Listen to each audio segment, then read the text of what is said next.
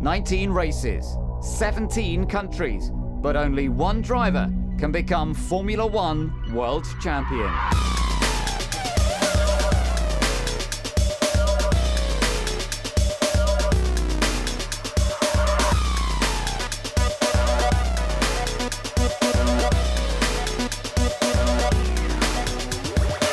I like the sound of the cars and meeting all the drivers.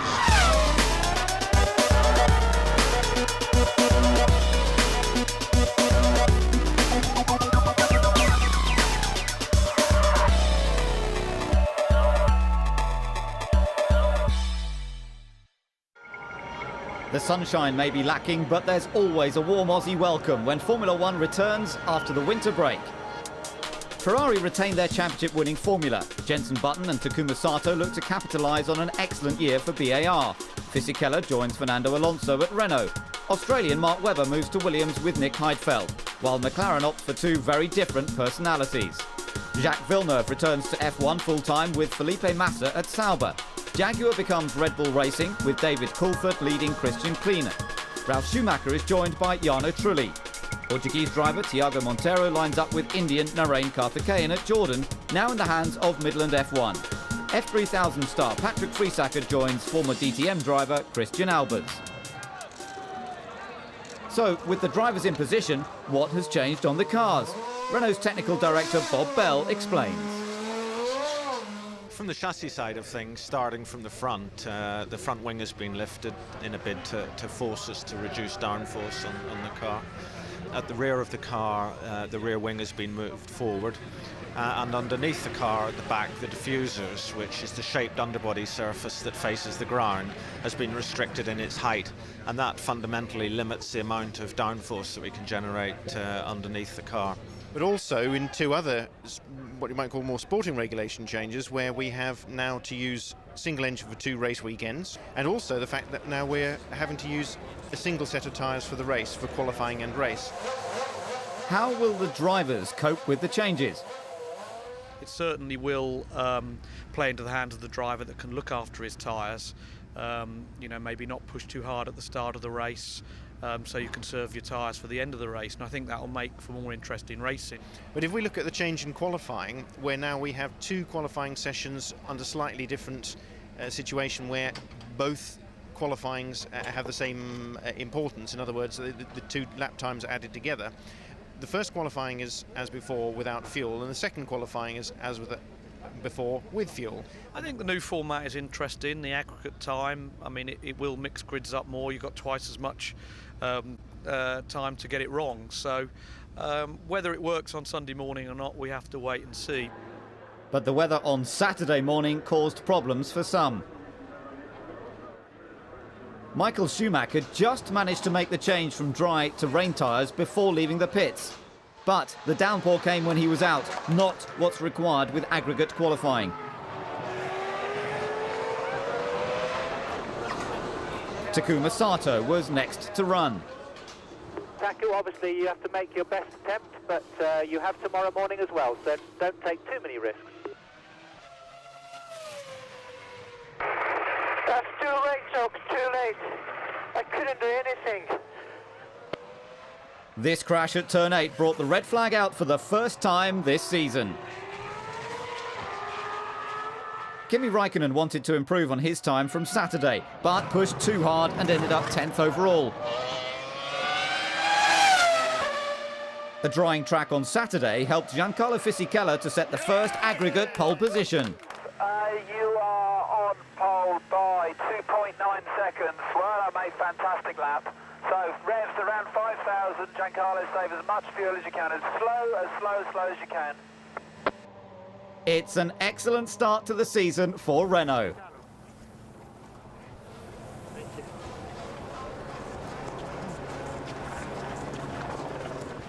With Schumacher 18th and Barrichello 11th, what can the reigning champions wish for in the race? Praying for rain. The new aggregate qualifying system certainly did the job of mixing up the grid. David Coulthard's first outing for Red Bull lands him 5th ahead of teammate Christian Kleiner. Jacques Villeneuve is an excellent 4th, while local boy Mark Webber is 3rd behind the Toyota of Jarno Trulli.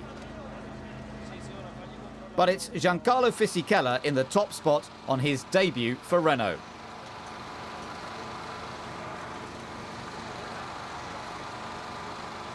The new season is eagerly anticipated, and as ever, the Australian Grand Prix draws in fans and celebrities in their masses. Olympic swimmer Ian Thorpe mingled with singer Danny Minogue, while 80s actress Bo Derek got ready for the action. With only minutes to go, everyone waits to see which of the former teammates will make the best getaway.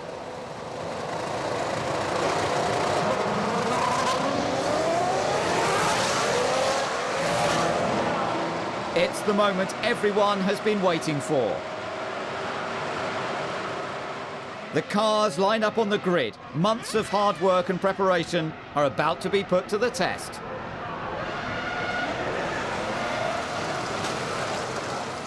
But already someone is in trouble. Kimi Räikkönen has stalled, so another formation lap starts without him. The delay is not welcomed by the teams, especially when Ralf Schumacher overdoes it trying to get some heat into his tyres. Räikkönen is still sat on the grid. Sam Michael might have nothing to worry about, but it's all go at McLaren. And it's not over yet. Need to go down there with the starter motor. The clock is ticking for Kimi as the cars are making their way round to the grid for the second time.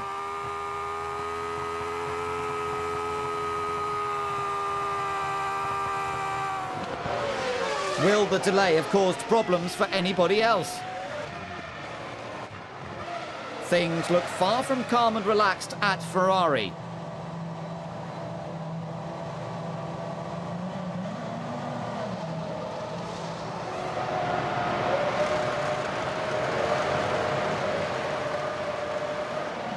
Finally, they all get away. Villeneuve struggles to hold off Coulthard, but DC has to be quick on the brakes.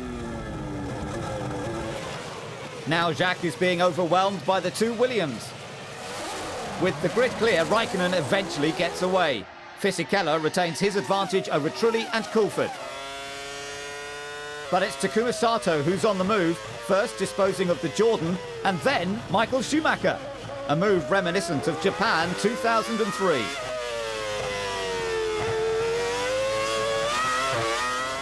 Renault's interest lies further ahead though. Fernando Alonso wants 9th of Jacques Villeneuve, whilst Räikkönen caught up with Schumacher.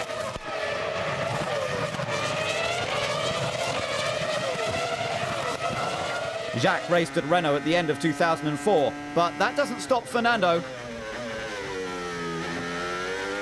Jacques still has the fire burning. Flavio Briatore can't understand why Alonso can't extinguish his charge. Fernando's clearly pushing hard, this time surely.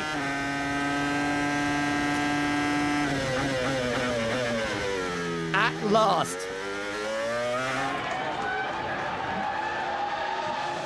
The leader makes his first pit stop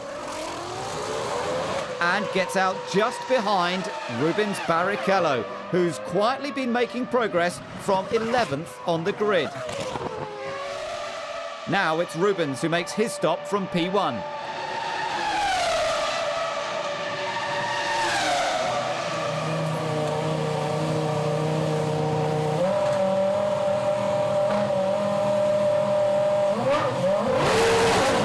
He's gone in a lot less than 60 seconds, to the delight of Nicolas Cage. Giancarlo Fisichella has to get a move on. Giancarlo, you have Coulthard 10 seconds behind you, but he's quicker than you at the moment, mate. He's quicker, so you need to keep the pace up, keep the pace up.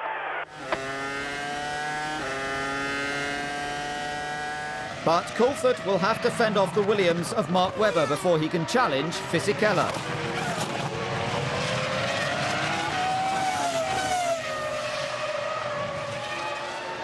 Alonso finds Trulli an easier target and is now up to 6th.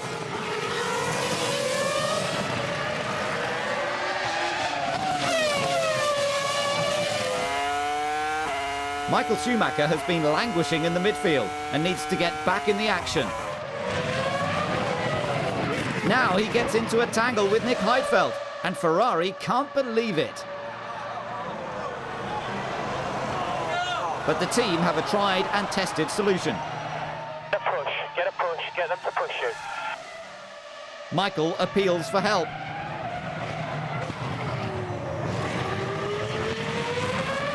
While the teams get their stories together.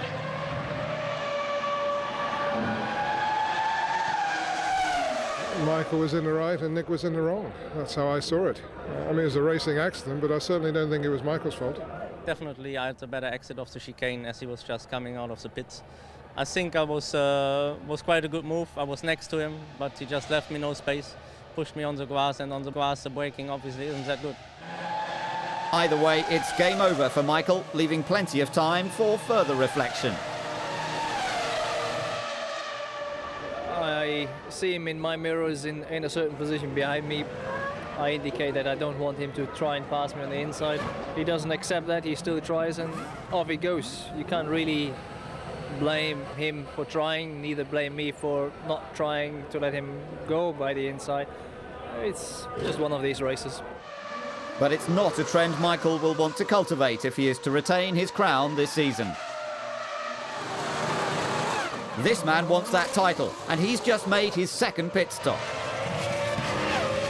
He rejoins just behind Barrichello, and both have leapfrogged DC and Webber, who's dropped back off his earlier tempo.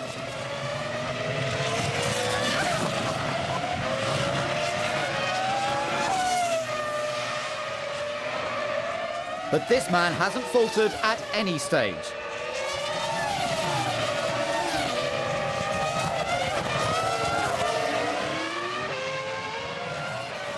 It's been a fantastic debut for Renault.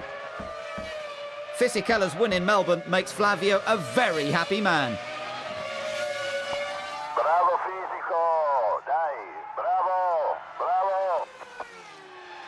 Well done, mate. Well done. Absolutely perfect race. Well done. Brilliant. That was really good. I'm really happy. Thank you to all of you.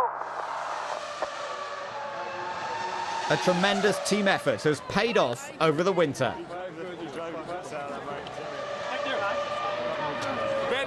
And Giancarlo can't wait to celebrate his first victory with Renault.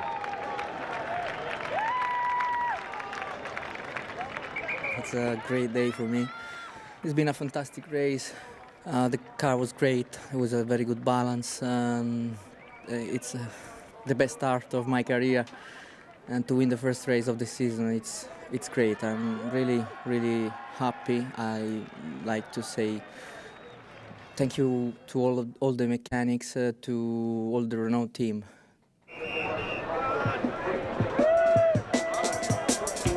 It's almost a perfect start for Renault in first and third. Strong results for Coulthard and Webber, while both BARs failed to finish by bizarrely heading for the pits on the final lap.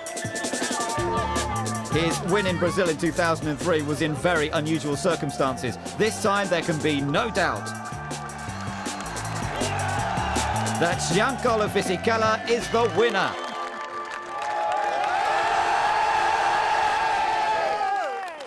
This could be the start of a very different season from those of recent years.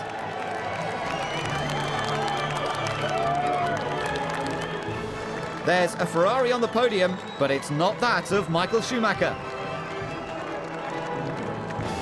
He'll be hoping for better luck in Malaysia.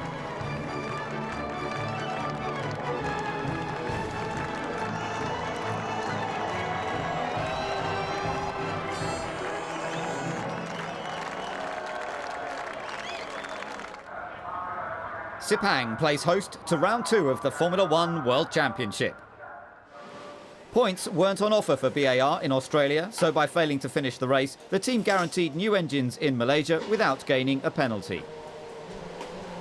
As the regulations gave us the opportunity to start with a new engine for this race, then that's bound to be good for us. It's going to be 2 tough races, and I think having the engine being out of phase with most of the other cars should be good for us as well. But by resorting to technicalities in the rules, it suggests their confidence has faded. We're confident. We've got with the engine life at the moment, but clearly given a disappointing weekend for us in Melbourne, then we took the obvious decision for us, which was to start this race with new engines on both cars. No loopholes were required to put Anthony Davidson into the second race seat when Takuma Sato fell ill with a fever. When race day dawned, temperatures rocketed, sending both the crowds and drivers desperately in search of some shade.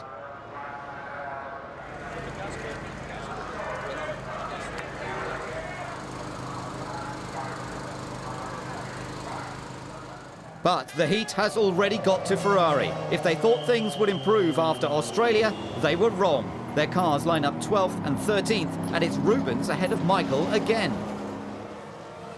The start approaches. And it's former teammates Jarno Trulli and Fernando Alonso who lead off the grid for the formation lap. There's 56 laps to do in one of the most grueling races on the calendar. Can Alonso keep his cool at the front?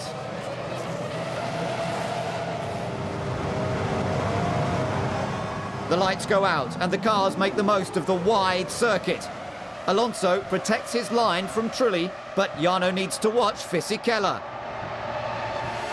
Ralf Schumacher tries to steal fourth from Mark Webber.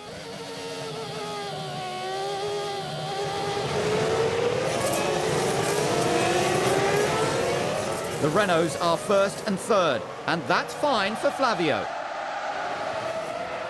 There's action further back. Jenson Button scored his first F1 podium here last year. Now he makes a move on Kimi Raikkonen. He's through. But wait, he's slowed down, and there's smoke coming from the car.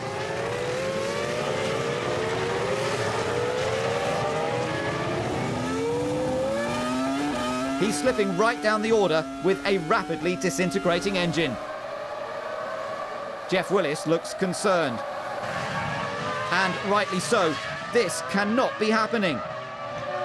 Both VARs are giving out plumes of smoke. Button pulls off the track.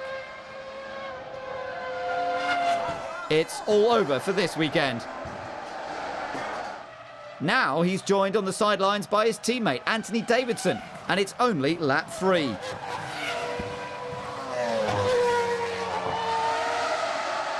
The heat is on at Honda, and Jenson wants to know why. Engineering an engine to do 3 laps is not hard. Just the whole race, and you know, compared to last year, we've made a huge step back in every area, it looks like at the moment. But it's just not good enough because we're quick. That's the annoying thing, you know.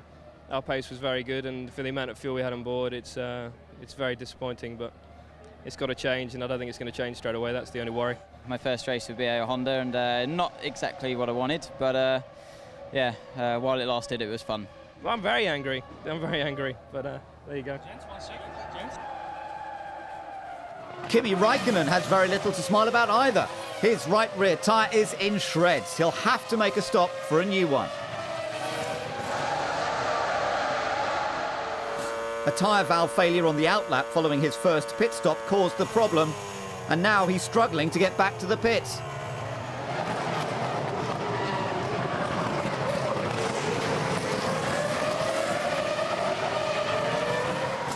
Will the car have sustained any further damage?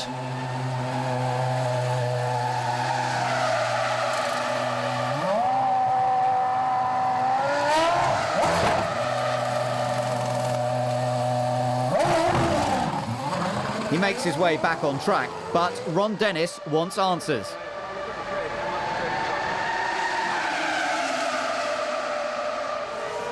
At the front, Fernando Alonso is making it look so easy. This is the gap to second-placed Jarno Trulli.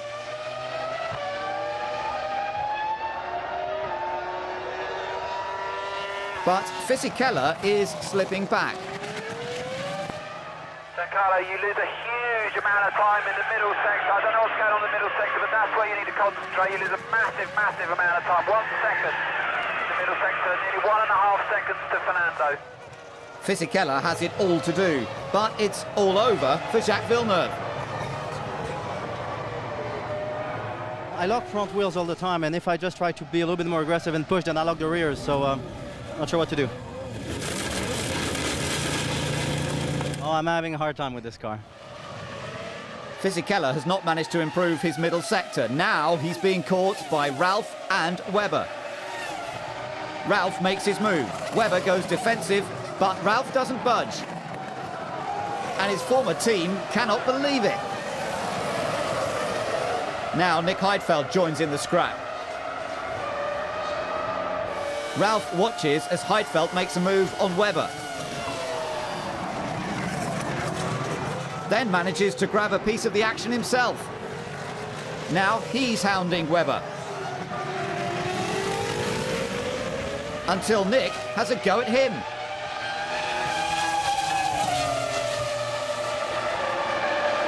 Eighth place Rubens Barrichello is under pressure from the two Red Bull drivers. The team shows real promise this season, and they know they must take every opportunity to score points. Rick Parfitt of Status Quo could do with some ice in the sun, while DC retains his cool and easily passes Rubens. This is something we haven't seen for a while. And it's about to get worse. Christian Klein makes light work of the Brazilian.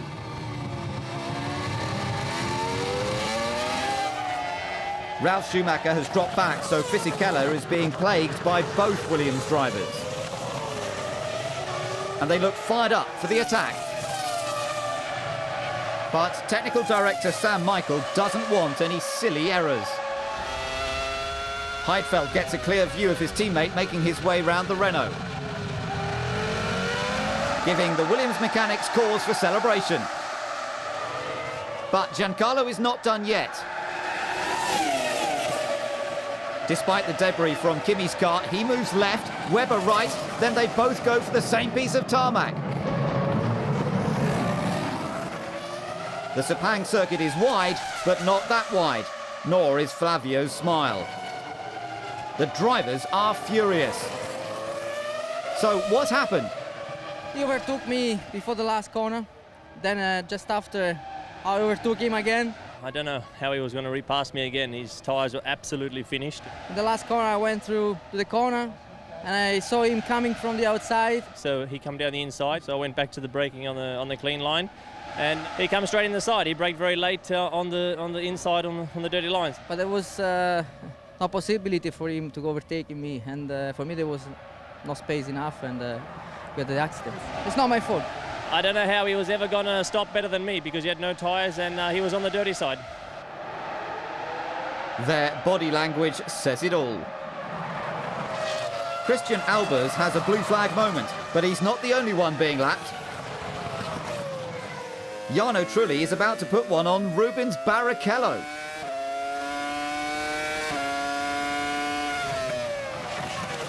But the Ferrari is not easy to pass.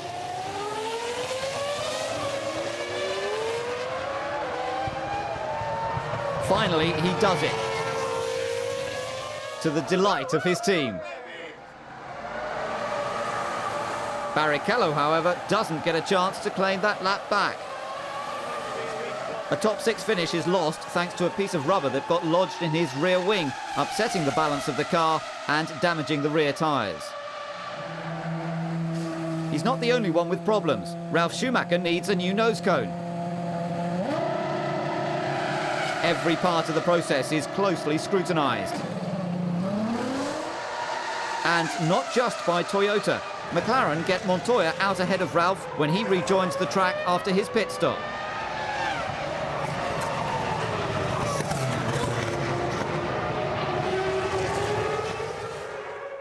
Back at the front, it's Fernando Alonso taking the final few turns towards his first win of the season.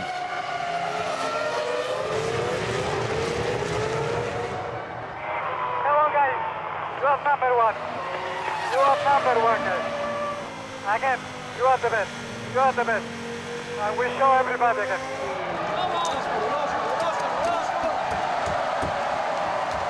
Fantastico, bravo. After 4 years of preparation and 3 years of racing, Toyota finally make the podium thanks to Jarno Trulli. Unbelievably, they are currently second in the Constructors' Championship. It's just like a victory because it's the first podium for Toyota, for those guys which has been working so hard over these days, over the past years. Not great results in the past, and now me and Ralph, we are showing good progress, and it's all about working and being strong. Bernie Eccleston is a man who appreciates hard work and is keen to see it pay off. Super. Yeah, thank you. Super, super. Fisichella did it in Australia, now it's Alonso's turn in Sepang. It's just what the team have been waiting for. Heidfeld gets his second podium finish of his career, having started 10th. Despite his problems, Ralph scored a points finish, while Raikkonen only managed P9 thanks to his tyre woes. It's been a long, hard race, but he did it. Fernando Alonso takes his place at the top. But what has changed so radically this year? This year everything seems different. Renault is always good in any type of the circuits, and I'm totally confident that in Bahrain we will be again the reference. Former reference point Ferrari have taken a fall. Michael only managed 7th ahead of Klein and Raikkonen. It's certain things that have to fit together. They have been fitting very well together in the past, and the others have just done a better job over winter in many areas, and we have to obviously compete on all these areas and improve. But with another 1-2 for Renault, is it already too late? There's always hope. Never mind motorsport, tennis proved dangerous for Juan Pablo Montoya. A fractured shoulder prevented him taking part in Bahrain and allowed McLaren test driver Pedro de la Rosa to take his place. There was no grip. Thursday morning, the team confirmed to me that I would be driving alongside Kimi, and what can I say? It's a big opportunity for me. Never expecting this to happen, and here I am. Hey Gordo, don't play tennis. You're not good at it. Ruben's advice to his friend may be a little too late, but he hopes the unveiling of the brand new F2005 is not. Poor results in the first 2 races hastens its arrival, but is it ready for action? We have been sitting in the new car for 80 laps, and Rubens the day before for 95 laps. So there was the only 2 days the race drivers tested the car. But we have done enough mileage and kilometers to be happy to use it here and sorted out all the problems which would have stopped us. There's no real reason not to use this car anymore. I'm just really happy that we have the new car, and I have to be precise to make the setup work, because the car can be, I don't know, half a second faster, and if I make a wrong setup adjustment, that will go away so quickly. So that's my job for the weekend. Be precise on the setup and be as fast as I can whenever it matters. I think we have the resources, we have the human manpower, we have everything in our hands to move back, and we have a strong partner with Bridgestone. Although they're being criticised a little bit at the moment, never forget we have been winning 5 years in a row together with them, and I trust in them. They will as well come back and fight hard. And I said in the beginning, 19 races. It's only 2 we have done. A long year to go. But it was Barrichello that had a long way to be pushed following problems after qualifying, and it will be just as far from the front of the grid.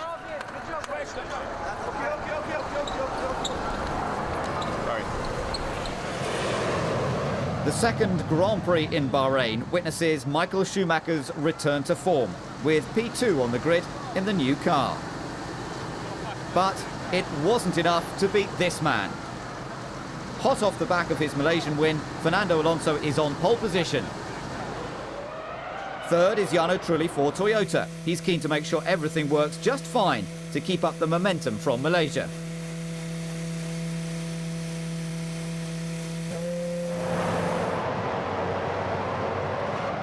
The lights go out and Michael slots in behind Fernando. But Jarno's still in the mix. Rubens Barrichello has his work cut out starting from the back, and he hasn't made things any easier making contact with the Red Bull of Coulford. Webber tries to use the slipstream from Jarno to take third, but the Toyota maintains position. Preserving the status quo is the last thing on Fisikella's mind. He wants 7th off Raikkonen. He looks to have done it, but Kimi's back for more.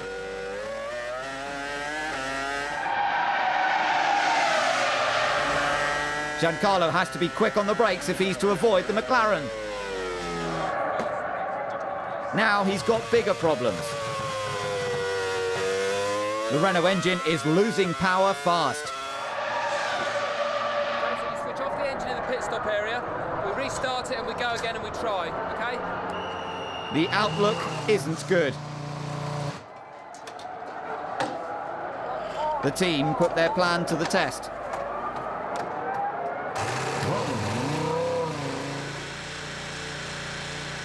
But the message is clear. Fisikella is going no further. Renault suddenly don't look so strong, and Michael Schumacher is closing on Fernando Alonso. The Ferraris both carry a poignant tribute to the late Pope this weekend.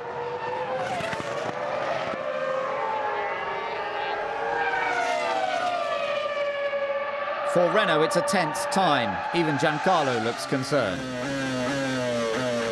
But they needn't have worried. The new Ferrari has been losing hydraulic pressure. Now Michael's struggling to change gears.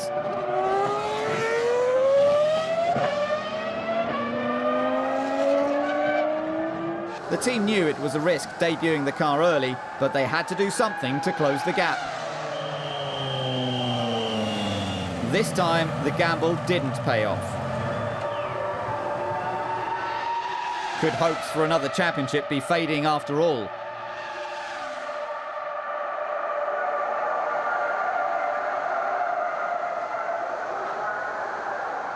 The race leader's future looks brighter by the second. He resumes the lead after the pit stops. De La Rosa is keen to impress and tries to make a move for 7th, but he gets it a bit wrong and loses another 2 places.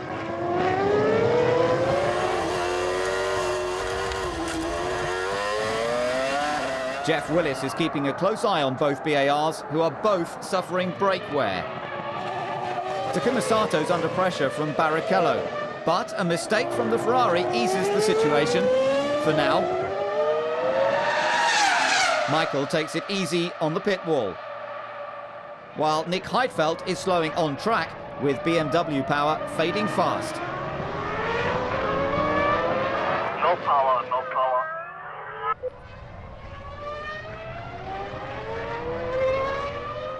The engine has failed, the engine has failed. Suggest you park the car. If you see a fire marshal, just stop near him, just in case there's any flames. Right on cue.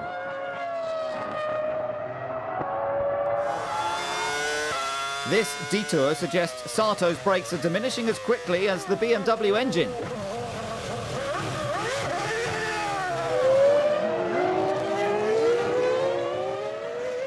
Fisikella, Schumacher and now Nick Heidfeld is the next driver resigned to watching the race from the pit wall.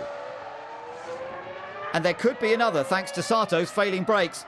There may be a shortage of parking spaces at this rate. As if brake issues weren't enough, Jensen has been battling gearshift problems and now has a very feisty De La Rosa on his case.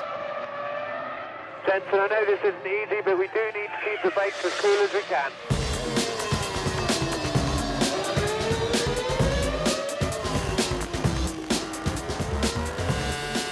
Pedro has nothing to lose and his persistence pays off at Button's expense.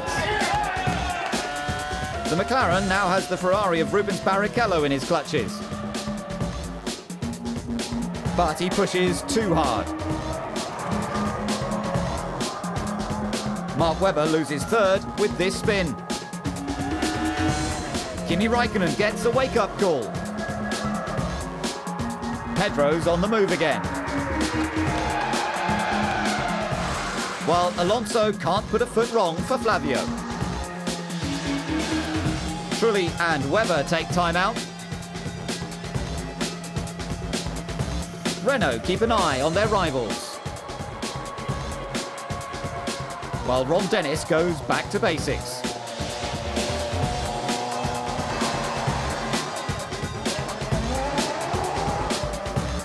But the fundamentals fail Jensen when he tries to select first gear. He finally gets going, but it's only enough to get him to the end of the pit lane. And he's not impressed.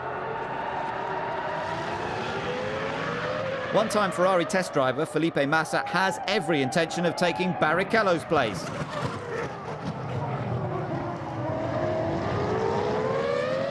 Rubens only managed 4 timed laps before starting the race and had to use Michael's setup, which doesn't complement his driving style.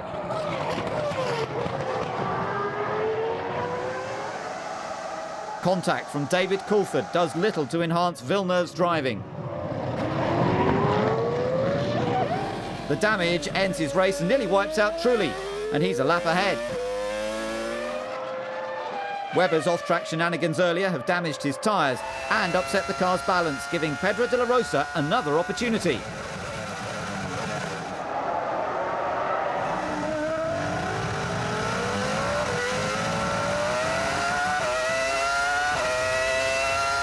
He might just be deputising for Juan Pablo, but there's nothing to lose as he moves up another position. Now that's a rare sight.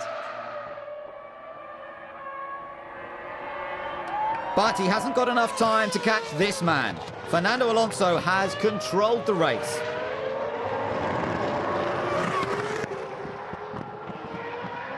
And Flavio seems fairly happy. Fantastico, sei numero uno, bravo. Fernando, fantastico, bravissimo, bravo, bravo, bravo, bravo, bravo. Jarno Trulli takes second place, but the day belongs to Renault. Kimi Räikkönen put in a good performance to finish third after only qualifying 9th, while his teammate has every reason to be happy. The car was very strong, and I must say the rear tires, the Michelin tires were very well. They worked very well in the heat, and I needed 20 more laps really because my car was in a very good condition. So was he the day's superstar? No, superstar is the guy that wins the race. That'll be this man.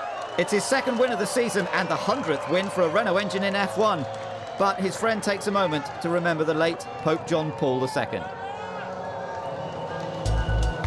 Only 13 cars made it to the finish in Sakir. Trulli moves up to second in the championship, while Ralph and Coulthard's points push Barrichello down the order. But how did this win compare to the last? It was hotter than Malaysia, even though hotter than Japan, and probably it's the hottest race I ever raced. Again, it's the third consecutive race that I have nothing to say, no problems at all. Not only in the race, in the whole weekend, and this is something fantastic, and I never had before. So, I'm like a dream. Trulli splits the Renaults in the Drivers' Championship. Coulthard is ahead of both McLarens, but Michael has a lot of catching up to do. McLaren leap up to third. Red Bull are ahead of Ferrari, but something else is needed to lift Jordan, VAR and Minardi out of the doldrums.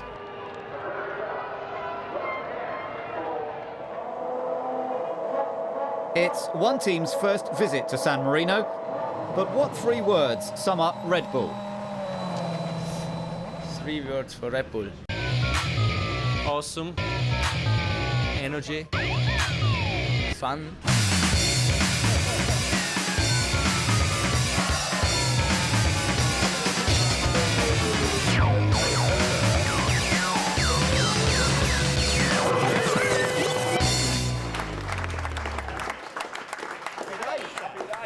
This season they have shown genuine track potential, and with 12 points they have already exceeded the total scored by Jaguar in 2004 and have managed to bring a welcome sense of fun into the paddock.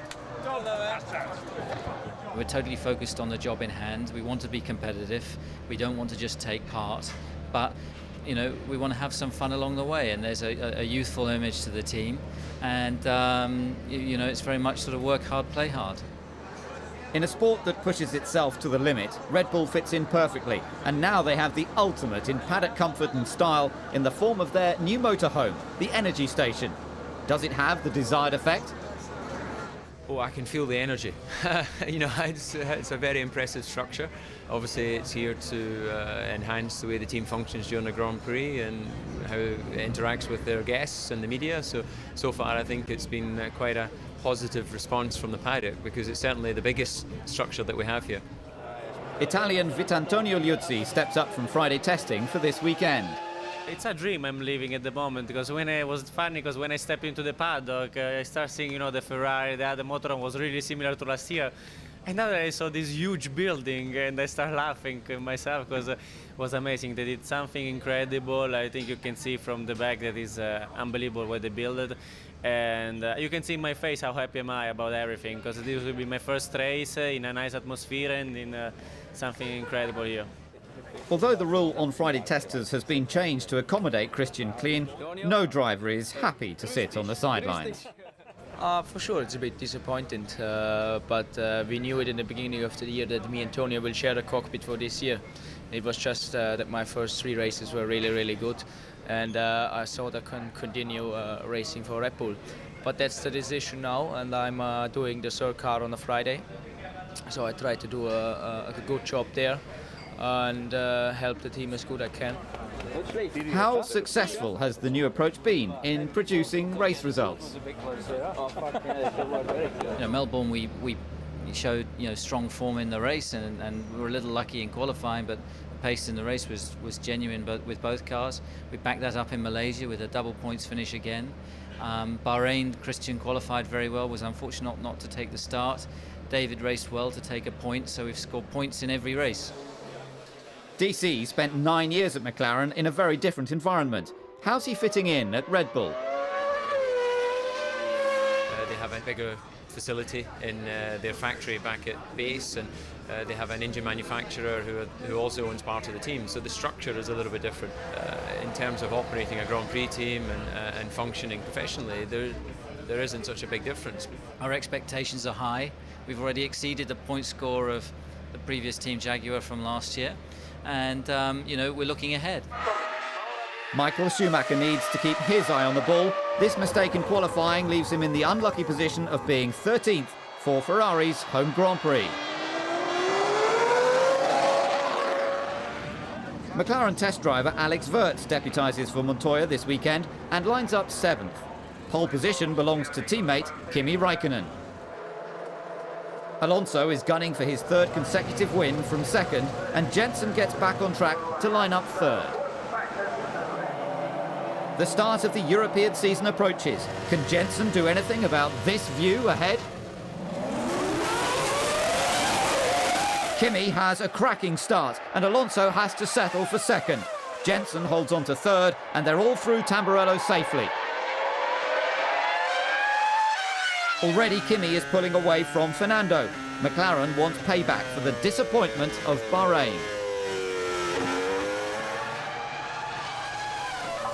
Michael Schumacher started unlucky 13th after a bad qualifying session. Now he's picking his way through the field.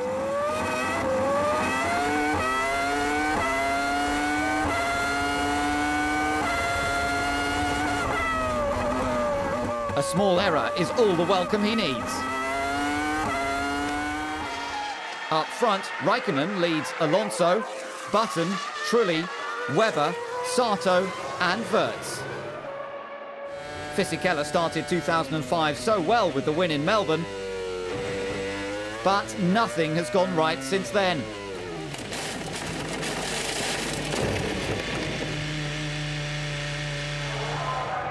That's 3 non-finishes for Fisichella. I don't know what happened at the moment, but soon we'll know, I think. And it's really frustrating because I didn't score points in the last 3 races. I have a very good package, and it's not good. So I'm just looking forward for the next one. Räikkönen is relishing his lead over Alonso, and it's increasing. But the triumph is short-lived thanks to a drive shaft failure.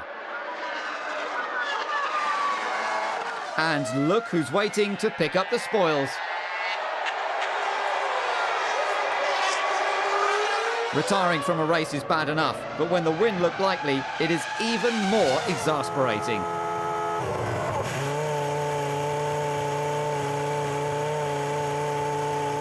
We've had some long-range component failure on the drive shafts in testing, but this was a new component and was well within its lifespan, so it's frustrating.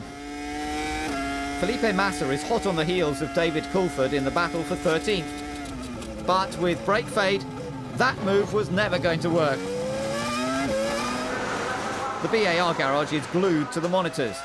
Their feisty driver Takuma Sato's giving Mark Webber some serious hassle.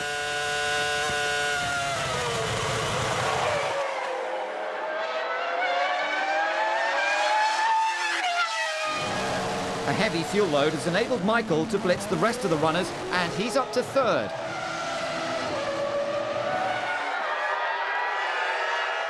Always a popular move in front of the Tifosi.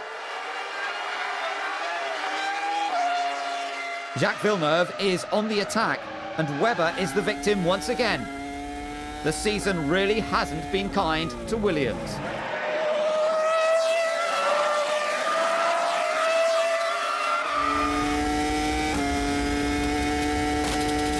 Brake fade or brain fade. That's the second run in between these two this afternoon, and Felipe's not happy. The race leader pits, but if he thought with Raikkonen out of the way he could relax to the finish, then he was very, very wrong. Never discount the Ferrari of Michael Schumacher.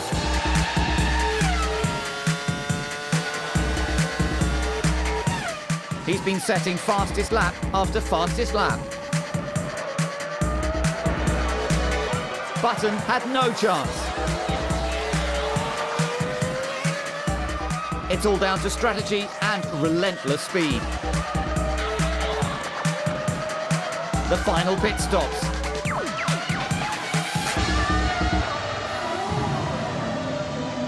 Ferrari know the drill.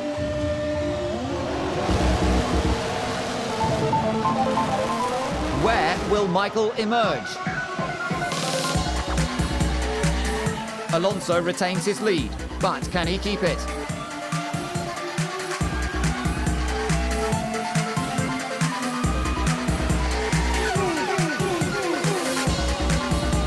Neither driver is giving an inch.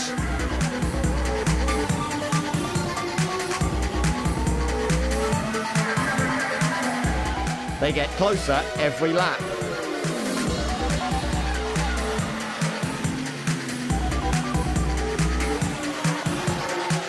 Michael keeps pushing. The tension is almost unbearable.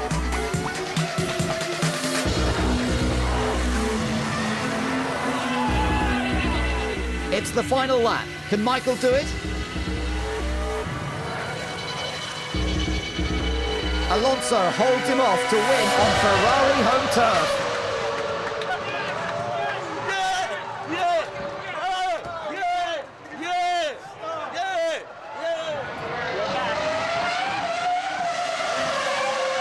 Ferrari announce their return while the crowds try to get that bit closer to their heroes. Bahrain may have been the hottest race so far, but surely San Marino provided one of the most closely fought battles of recent times. Fernando stakes his claim as the new champion in waiting. Wirtz's fourth place is some consolation for McLaren. Sato and Villeneuve score for the first time this season, and a double points finish helps Toyota stay second in the Constructors. It may have been some time, but at least Michael and Jensen haven't forgotten what to do on the podium.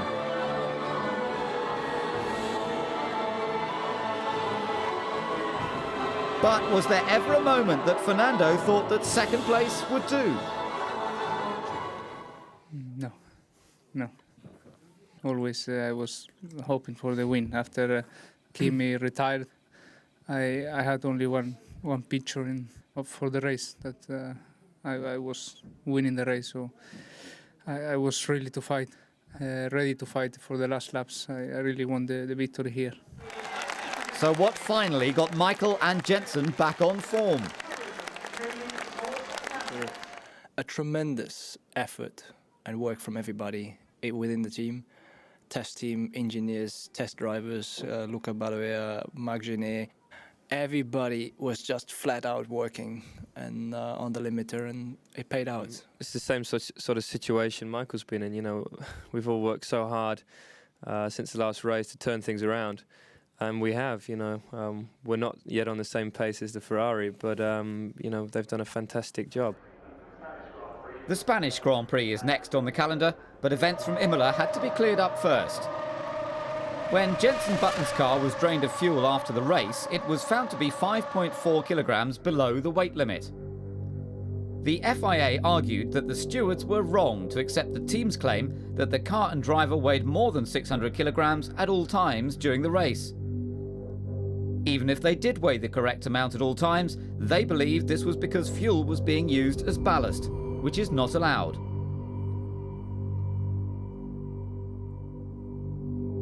Button's third place was under threat when the FIA launched an appeal against the decision taken by the FIA-appointed stewards after the race. I would like to declare the hearing concerning car number 3, Lucky Strike Bar Honda, formally open from this moment. We have a culture, strong culture of safety and responsibility and integrity, and at no time would I willingly allow the team to do anything, to my knowledge, that was illegal, and I have made this clear on many times internally in technical meetings in the team. The decision will be ready for both parties tomorrow. Thank you very much. I declare the hearing closed. The hearing was over, but it marked the start of a long wait for the team. Preparations for the weekend continued as normal, but the tension was clearly visible.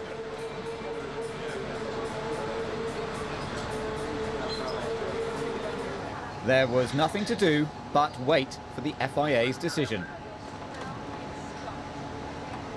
And the world's media was ready when it arrived. Afternoon, and the world is just about to learn about the result of the appeal. If we just take a look. The team received a 2-race ban and lost the points they had in Imola because the car was effectively declared illegal. The FIA won its appeal against its own stewards. We pumped the fuel out and were told that's it, there's no more fuel. We then had a better look and found another 15 litres in the car. And when that was pumped out, the car was underweight. Well, that was open and shut, 594.6 kilos without the fuel, and that is an illegal car, there's no escape. Tyrrell got thrown out in '96 because we lost all of the water out of the Yamaha engine and we were a kilo below the weight limit, and it was illegal. And that's that. BAR Honda Chief Executive Nick Fry sought to clear the team's reputation. I don't think there's any issue with the collector tank in the BAR, what they've done with it. It's the fact they're using fuel as ballast, and it's clear that you're not allowed to do. After extensive legal advice, the team decided there was nothing they could do to race this weekend.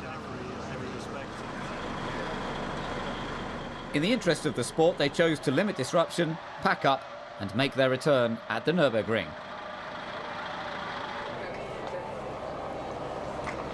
Morning. How are you?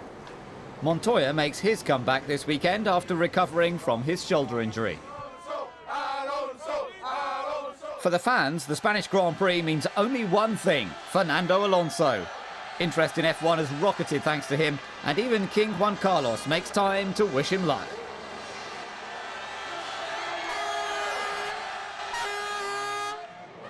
He was out-qualified by Kimi Raikkonen and Mark Webber, but at least he's not at the back like Barrichello and Heidfeld. Can the Williams get a good start and keep the Spaniard at bay? It's a nail-biting time for the teams. But Flavio needn't have worried. The Renault is one of the quickest cars off the grid. Coulthard qualified 9th and takes advantage of a slow-starting Montoya. Juan Pablo comes back at him. But Coulthard's pride is at stake, and he's not backing down easily.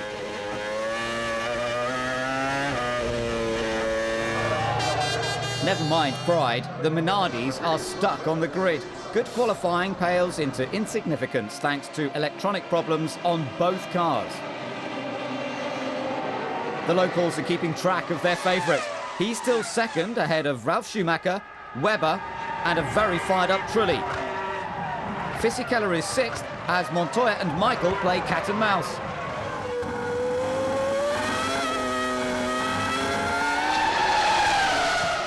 Trulli pits from third. Toyota have had a strong start to the season and a quick stop could get Jarno out ahead of his teammate. But there's a problem with the fuel rig. It makes for an eye-catching sight.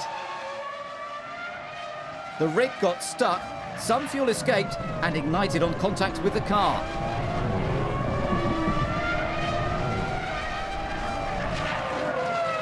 Fortunately, no one was hurt. At the front, Alonso is chasing Raikkonen. But Kimi has already made his first pit stop. Now it's Fernando's turn.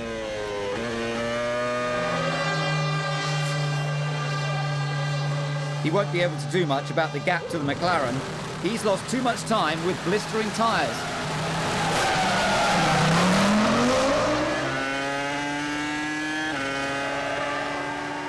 But at least he exits the pit lane second, well ahead of Trulli, who did manage to leapfrog his teammate despite his refuelling nightmare.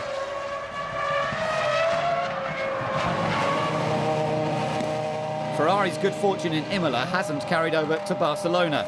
A loss of pressure in the left rear tyre forces Michael into the pits. But their troubles continue just a few laps later.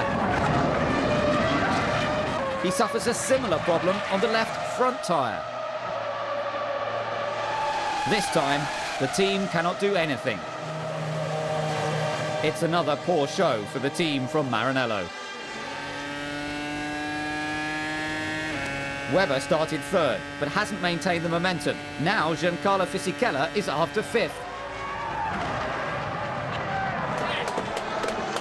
And he gets it.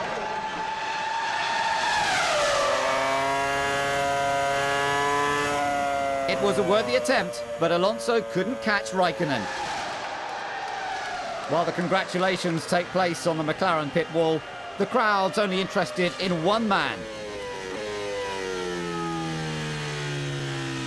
Kimi Raikkonen lays to rest his Imola demons, while his boss puts his feelings on the line.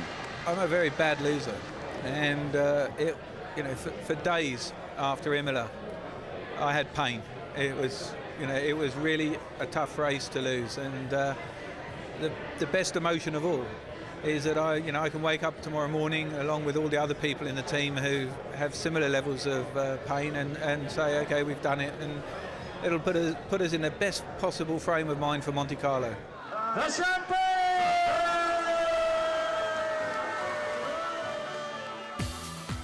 Mark Webber failed to maximise his good grid position. Coulthard couldn't get ahead of his McLaren replacement, and Barrichello was the only Ferrari to finish. But from the celebrations at Toyota, you'd think they had won the race.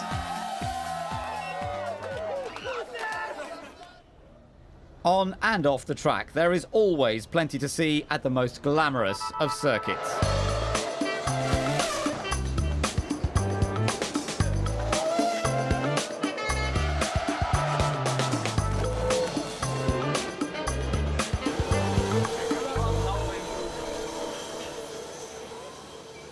The Riviera setting may look chilled and relaxed, but the tricky street circuit caught several drivers out. Christian Albers cut short his practice session after making contact with the barrier at turn 3. The red flag was brought out in Saturday's second practice after a controversial incident involving 4 cars. There were several versions of what happened, but it was Juan Pablo who took the penalty.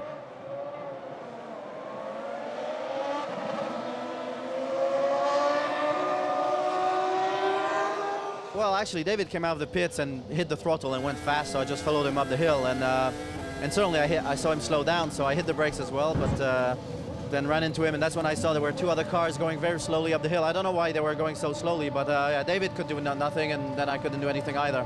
You know, I was following Ralph out of the pit, and Ralph was already a little bit up the straight when he got his blue flag, so he moved over, but very difficult to be flat and overtake a car going up the hill, so naturally Juan Pablo had to back off.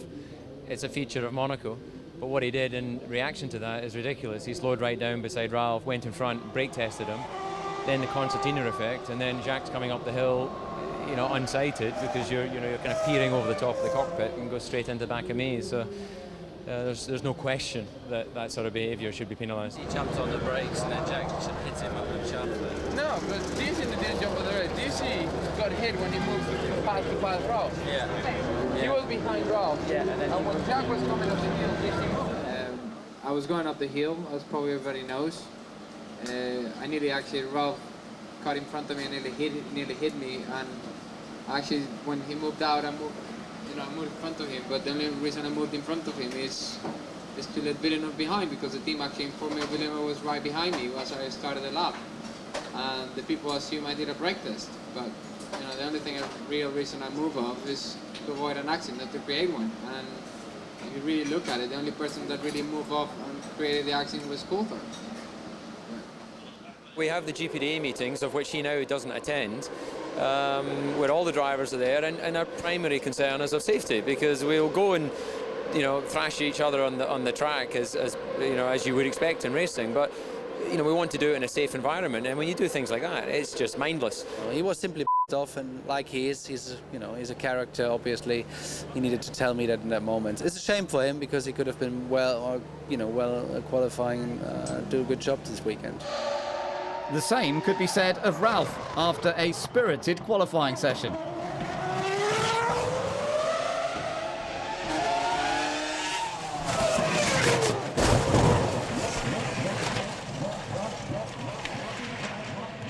I always had a bit of understeer there, so that's why I at this time decided to turn in a little bit sharper. And well, unfortunately, this time the car did turn in more than I expected. I mean, it was only by a couple of centimeters anyway, but it just was enough to touch the barrier. I mean, it was obviously not very nice. Could have done something else on a Saturday afternoon, but that's the way it is.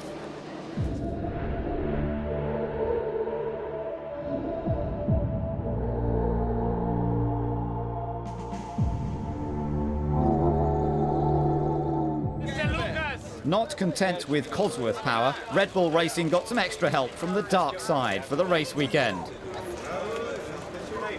If the menacing presence of stormtroopers wasn't enough, legendary creator George Lucas had some stern words for the team. If we're not on the podium today, Darth Vader,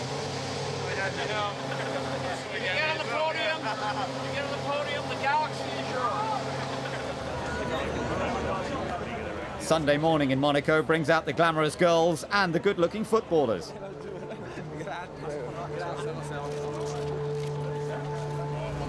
And even a few old faces return to wish old friends the best.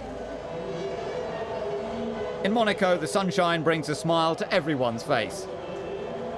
Particularly for McLaren, with a diamond-encrusted helmet for poleman Raikkonen.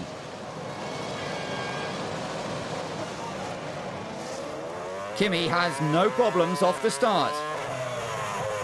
Webber loses 2 places, while Alonso looks for a way past. But there isn't one.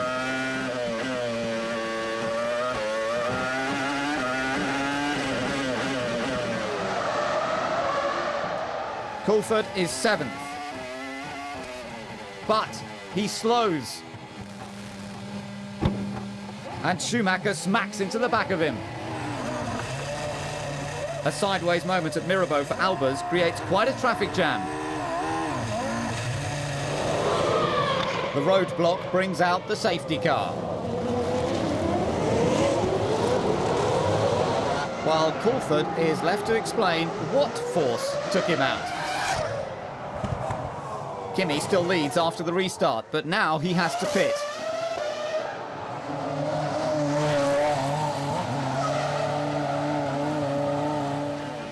He needn't worry, his nearest rival is Fernando Alonso, and he's busy keeping the two Williams at bay.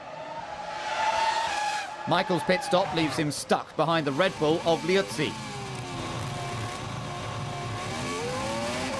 But it will take a stronger power than that to hold Michael back. Allying with the dark side has not been successful. Now Liuzzi crashes into the barrier. Montoya was deemed responsible for the crash on Friday and started 16th.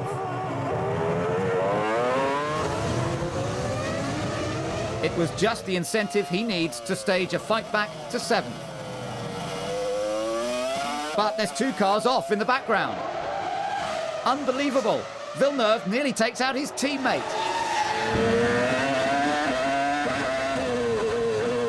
Montoya is really on the attack. Jarno makes the most of Fisichelle's mistake into Mirabeau to take 5th at the hairpin. But the Renault's got rear tyre problems and he's struggling to keep it on track.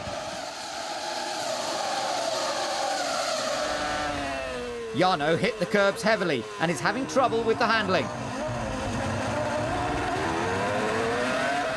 Juan Pablo doesn't need asking twice.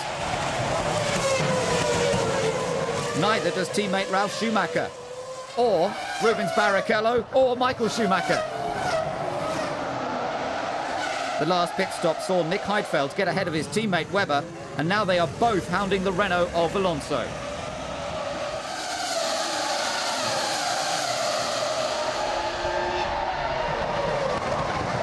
It's a brilliant move from Heidfeld for 2nd. There's nothing Renault can do. Now Webber's going for it.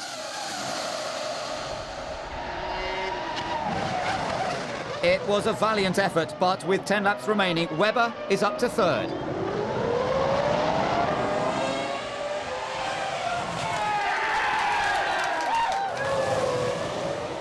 Both Renaults have suffered tremendous rear tyre wear, and it shows.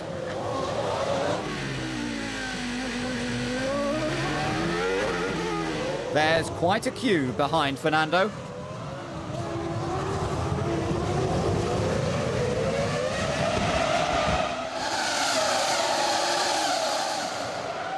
Now there's some inter-team action at Ferrari. Michael steals 7th off Rubens.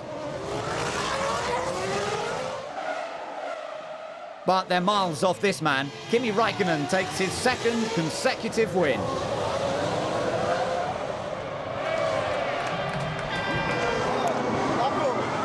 Alonso just about keeps it on track to stay 4th, but Michael doesn't want to stay put. He wins himself no fans trying to sneak past his brother for 6th. This man has plenty of fans. He's got diamonds in his helmet, and he's the winner at F1's Jewel in the Crown. While Nick Heidfeld is the star of the day for Williams. I'm very happy, I think so. In the end, this is the same race. You get 10 points from this race, but it's a special place, and everybody looks you maybe a slightly different way when you win in Monaco. And it's for sure we will have a good party today.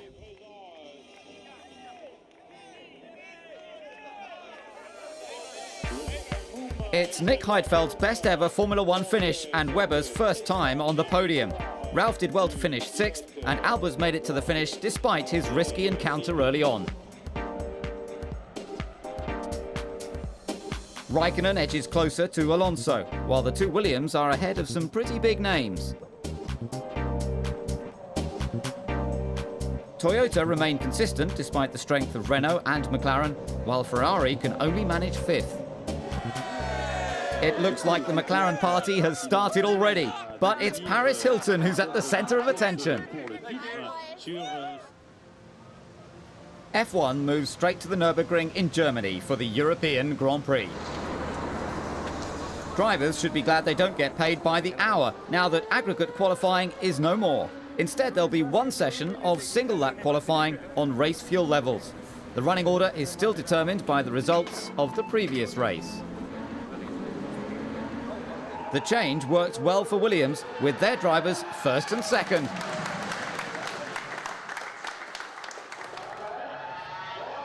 Until Kimi Räikkönen came out. But he couldn't beat them both. It is special. It's definitely fantastic having my first pole position in Formula One, but the C on my home Grand Prix at Nürburgring is even more outstanding. But to be honest, I think I didn't yet realize, because I didn't expect to be there. I thought probably we could go on the second row. BAR returned to the grid after their two-race suspension, but Jenson Button could only manage 13th and his teammate 16th. Toyota have got problems firing up Trulli's engine, and the mechanics are still on the grid with 15 seconds to go. The engine noises are rising and the formation lap gets underway.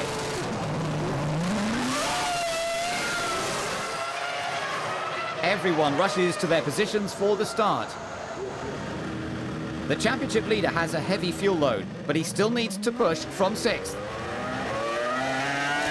The McLarens are flying. Räikkönen snatches the lead from Heidfeld.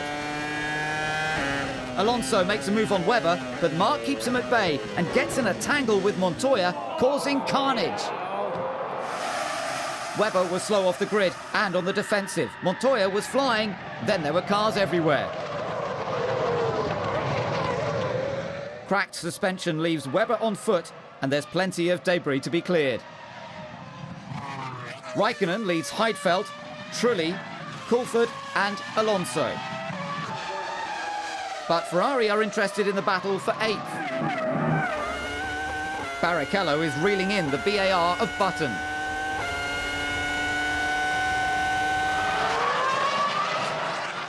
A little mistake and Jenson's right back at him. And Juan Pablo is waiting in the wings. Neither driver gives up.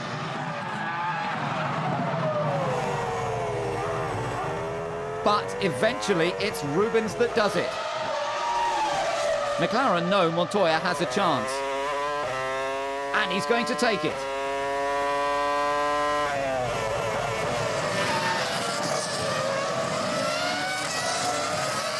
Schumacher's Ferrari is lurking in the background, but squabbling over 10th is far from where Ferrari want to be.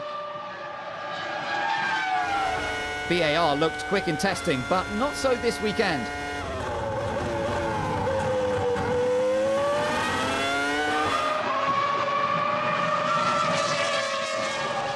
After the first round of pit stops, Räikkönen still leads Heidfeld.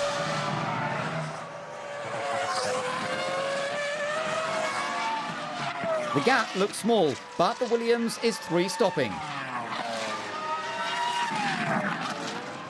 Alonso isn't too far behind thanks to a long first stint. But Räikkönen seems to be in trouble. He runs wide and loses the lead to Heidfeld.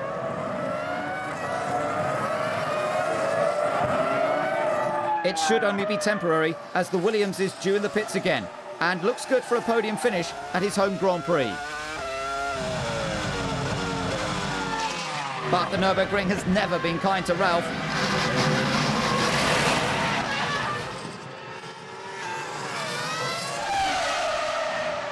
Renault sense problems at McLaren and tell Alonso to pick up the pace.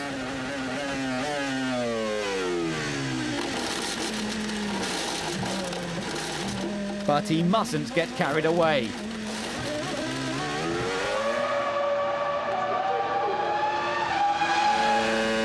He makes his final stop from the lead. But he soon has to hand it back to Kimi. McLaren look to have it in the bag. Or do they? Kimi flat-spotted his right front tyre lapping Villeneuve, and his car is suffering severe vibrations. McLaren have 2 choices: change the tyre and hand the victory to Alonso, or try and make it to the finish. Both Räikkönen and his team agree. They want this win. But so does Alonso. Kimi can see the problem with his tyre, but it's the final lap. Can it just hold on?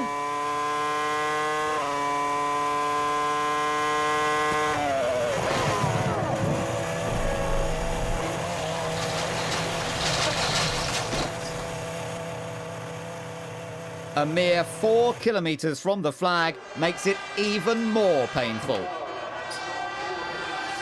The high levels of vibration damaged his suspension, and he narrowly missed Button. He was lucky not to sustain any injuries. As Kimi walks away from the wreckage, Fernando Alonso wins his 4th race of the year, thanks to strategy and a whole lot of luck.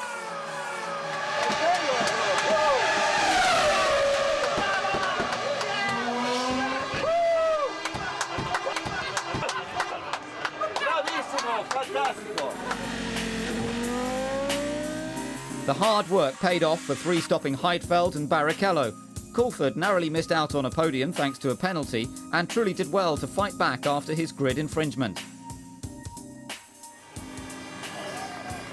It's all smiles for Renault, but what about McLaren? Neither us nor the team have any regrets of going for it, because a 3rd place or a 4th place, if we had pitted, A, wouldn't have been automatic, because I think there would have been dispute whether the tyre was safe or unsafe, but more importantly, the points differential would have been relatively small, and we're here to try and win the World Championship.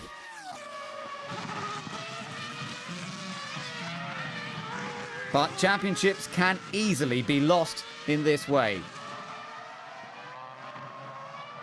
While McLaren take every risk possible, it looks increasingly like this man could beat them to it. A short break from Europe brings F1 to Canada, a country synonymous with the name Villeneuve. With racing in his blood, Jack was always going to make headlines. The 1995 IndyCar Championship winner became one of only 4 drivers to take pole position on their F1 debut. 1997 saw him take 10 pole positions and 7 race wins en route to the championship. And of course there was that infamous showdown with Michael Schumacher in Jerez. He's now back full-time. So how has the sport changed over the years? Some characters have gone from the paddock, which is always sad. But it looks like it's become a little bit more human in the last 2 or 3 years. Much more relaxed, and people talk more openly, so that's a nice side. And this year the racing seems to be better, so that's great. But after achieving so much so young, what pushes him these days? Well, the aims are to get back there, of course, but you also have to be realistic and know what is possible, and right now we're not in a position to fight at the front. Montreal has not been kind to Jacques with only 3 finishes in 9 years. Is there greater pressure as it's his home race? There's always a lot of pressure, of course, because this is my home race. But right now we don't have a competitive car, so there's very little we can do, and we know it from before the weekend, so the pressure is very low. After 8 non-finishes, Jacques made his shock departure from BAR in 2003, before the last race in Japan. 2004 looked pretty bleak. But Renault threw him a lifeline, taking Jarno Trulli's seat for the last 3 races. Oh, it was great. You know, it's much better to drive the race cars and race than to watch it on TV. Sauber signed him up on a 2-year contract from 2005, and in Imola the hard work paid off as he scored his first points for the team. It felt great because it was a fun race. It was a strong race from us. The qualifying was okay, and then the race was really strong, so it was a great feeling. But what about this weekend? Could anything make life easier? It would be nice to have a little bit of rain for once, because when you're running at the back of the grid, then rain cannot make it worse for you. It can only make it better. The rain did not arrive for qualifying, but P8 wasn't a bad effort considering only the top runners lie ahead of him. What would Sunday bring? Race day brought the usual hustle and bustle of famous faces to the grid. Jenson Button's qualifying time puts him just ahead of Michael Schumacher and Fernando Alonso. Rubens Barrichello starts from the pit lane following a gearbox problem on Saturday. This could be Jensen's best chance to win his first Grand Prix. His start isn't good and definitely not enough to beat the Renaults. Now it's Fisichella in the lead. Schumacher is having a torrid time, slipping right back behind the McLarens. Nick Fry can only watch as Takuma Sato goes into combat with Jarno Trulli and loses. Meanwhile, Renault are monitoring the timing pages. Giancarlo, we need more, please. We need you to push a bit more. Fernando is quicker behind you, but come on, push, mate, push, push. I am much quicker. Okay, Fernando, we've told Fizzy you're faster. Maintain position at the moment, mate. And that's exactly what he does. For the moment. Fisichella still clings to his lead from Alonso, but closing in on them, it's the McLarens of Montoya and Raikkonen.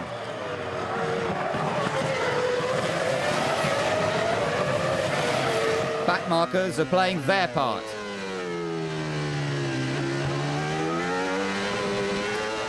Sato's race ends in the pit lane thanks to a lack of gearbox oil pressure. While Fisichella makes a good stop from the lead. He's joined in the pit lane by third-placed Montoya. Juan Pablo gets the green light to go and charges after the Renault. Is it enough to get him ahead of Alonso and into second place? Well, it might have been. The top three remain the same after the first round of pit stops, but the McLarens are spoiling for a fight. The Renaults can't afford to back off now. But Fisichella is beginning to get in the way. Now I arrive to him. What more I have to do? We understand. We know you're quicker. Overtake him. It's an easy manoeuvre, maybe too easy. Giancarlo, we're losing hydraulic pressure. Just be careful of your gear shifting. Mate, it doesn't work. I know, we've lost hydraulics. Come in, mate, come in. Very, very sorry, mate. The problem is terminal. The team cannot believe his luck. While Giancarlo can't believe another victory is lost. He is furious. Alonso leads Montoya, but gets it so wrong. He's hit the wall. Surely that's damaged the car. It's certainly handed Montoya the lead. And Briatore can't bear to look. The team prepare for Fernando, but will a new tyre be enough, or has he done more harm?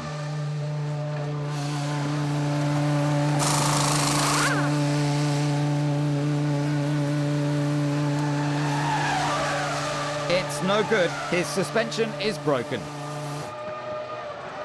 Game over.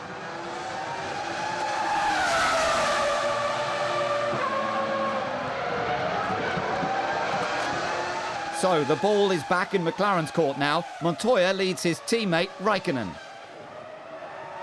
And it certainly looks better for Michael Schumacher after his terrible start. With the Renaults out of the way, he's fourth, pursuing Jenson Button. The podium may be in reach after all. But it's out of the question for Jenson when he smacks into the wall of champions. The safety car comes out while the BAR is retrieved, but the race leader has already passed pit entry. And he vents his frustration at the team.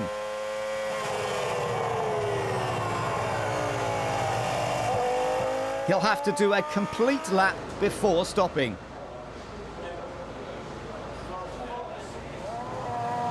Raikkonen does have the chance to make a stop. This could be the deciding factor in the race. Now Montoya comes in. while Button's car is cleared from the track. Juan Pablo's very keen to make up some ground, but he'll have to wait for the pack to pass. A red light does mean stop, but he's not interested. He's straight on the gas. And even tries a bit of force. That's just not allowed. He gets the black flag and is disqualified from the race. The crowd loses the chance to see a trademark storm through the field by Montoya. While the team failed to capitalise on Renault's bad day. Montoya had better collect his thoughts. It looks like Ron wants a word. So, after 3 race leaders, Raikkonen takes his turn at the front and Michael Schumacher is closing. Brake failure leaves third place Jarno Trulli walking home with only 8 laps remaining.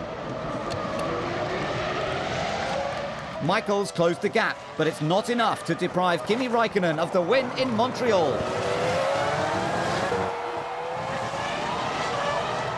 He kept his cool and watched as his challengers fell by the wayside, ensuring McLaren take a step closer to Renault in the Constructors' Championship.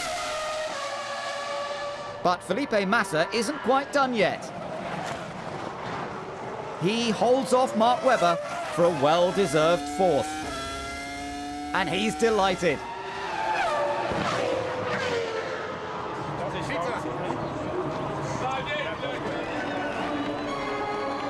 But no more than this man. Kimi Raikkonen avoided the leader's jinx to celebrate his 3rd win of the season.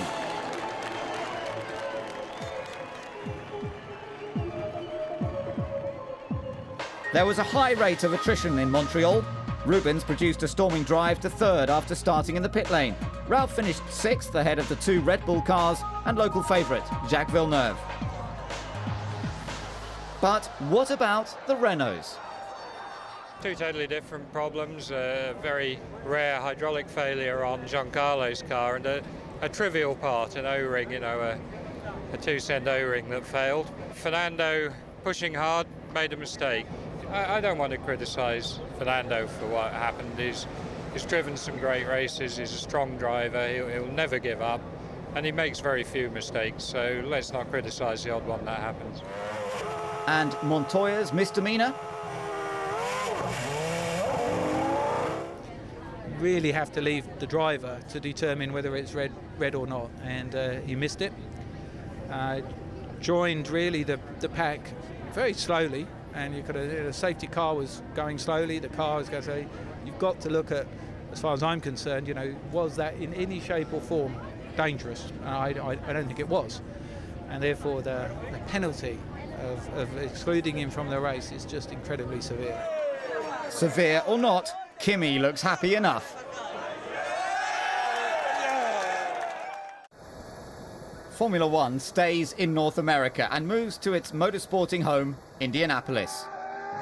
The weekend got off to a shaky start when Ricardo Zonta's Toyota suffered a tyre failure and speared off the track in Friday afternoon practice. Minutes later,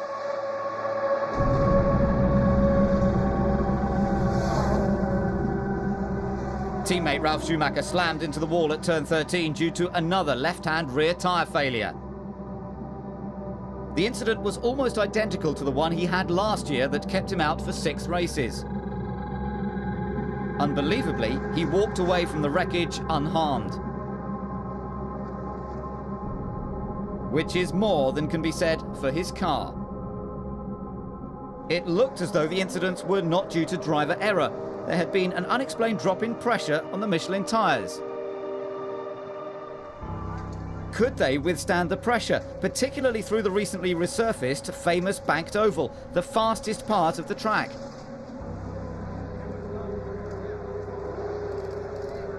On Saturday morning, Michelin wrote to the FIA saying that they did not have total assurance that all tyres that qualified the cars could be used unless the vehicle speed in turn 13 could be reduced. Meetings took place throughout the weekend, discussing ways of slowing the cars down, such as creating a chicane in turn 13.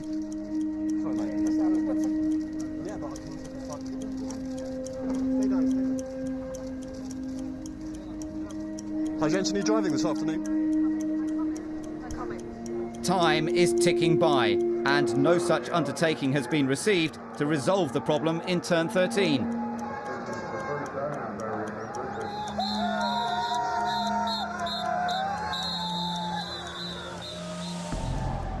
At 12:35, the 6 Bridgestone runners make their way onto the grid as normal, while the dialogue continues. For your information, Peter just called me at the moment discussions are still going on and none of the Michelin teams will leave to the grid until there is a final decision. 12:39 and they remain in the garage. Will they race under speed restrictions, a chicane? Eventually, the Michelin runners make their way onto the grid.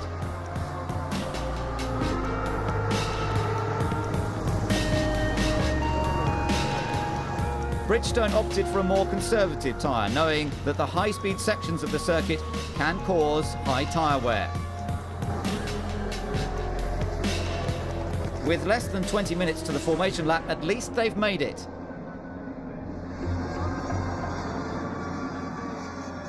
And with 73 laps ahead, the tension is mounting.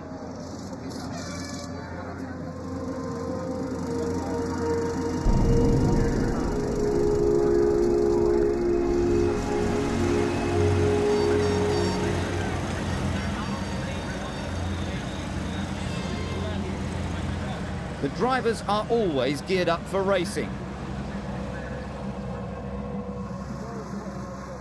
And Formula One needs to win over the massive US market.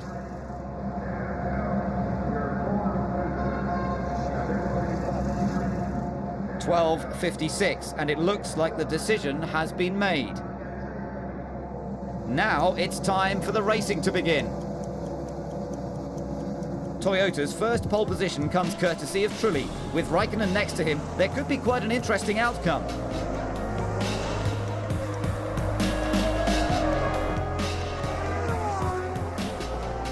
The cars make their way round the formation lap and try to warm their tyres and brakes for the start.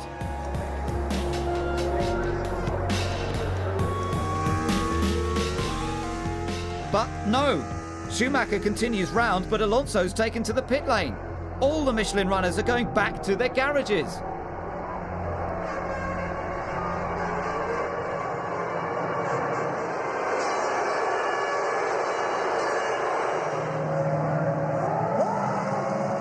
Two Ferraris, 2 Jordans and 2 Minardis.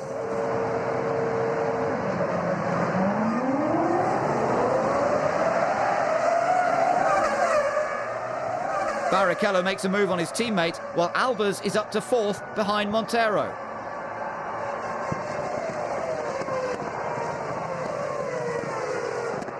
Meanwhile, the Michelin runners just stand back and watch.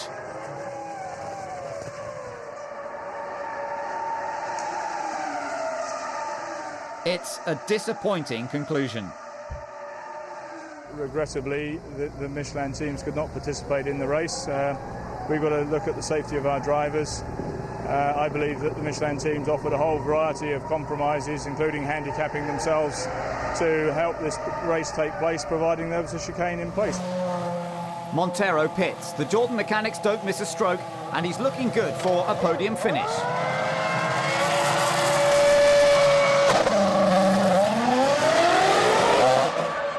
It should be a good haul of points for Minardi as well. Christian Albers is 5th, ahead of his teammate, Patrick Friesacker.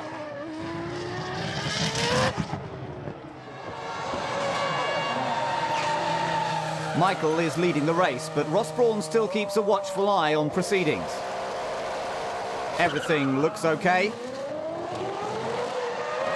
But he's got a battle on his hands. Barrichello has already stopped.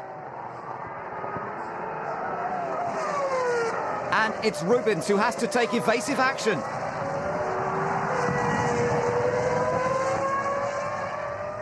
tomorrow's headlines will be bad enough without the Ferraris taking each other out. Now there's debris on the track, and it hasn't come from the cars. Despite all of the Michelin's efforts to find a solution with the Speedway, with the FIA and the Bridgestone runners, the selfishness of some has been the cost of the majority, and you know, that's why the fans are showing their disgust by throwing stuff on the track, and I'm very sorry for them. Others mark their anger by leaving the circuit early. Karthikeyan fans have finally got something to smile about. India's finest looks good for fourth.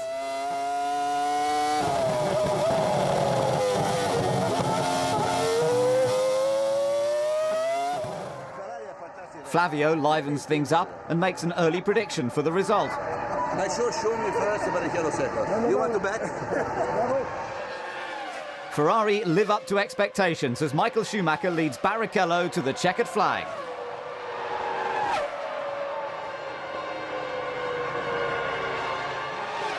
Followed by the two Jordans.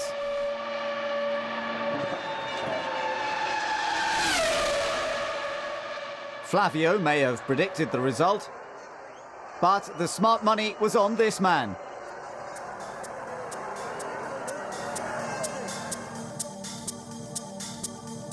All 6 cars finished.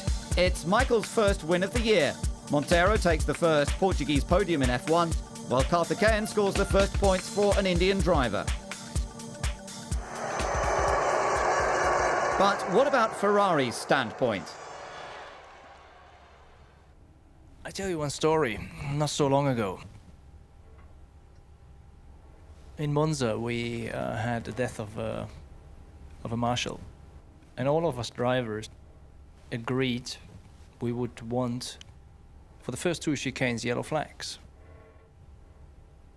And there was no less than 2 or 3 team owners which told their drivers, you would not respect the yellow flag.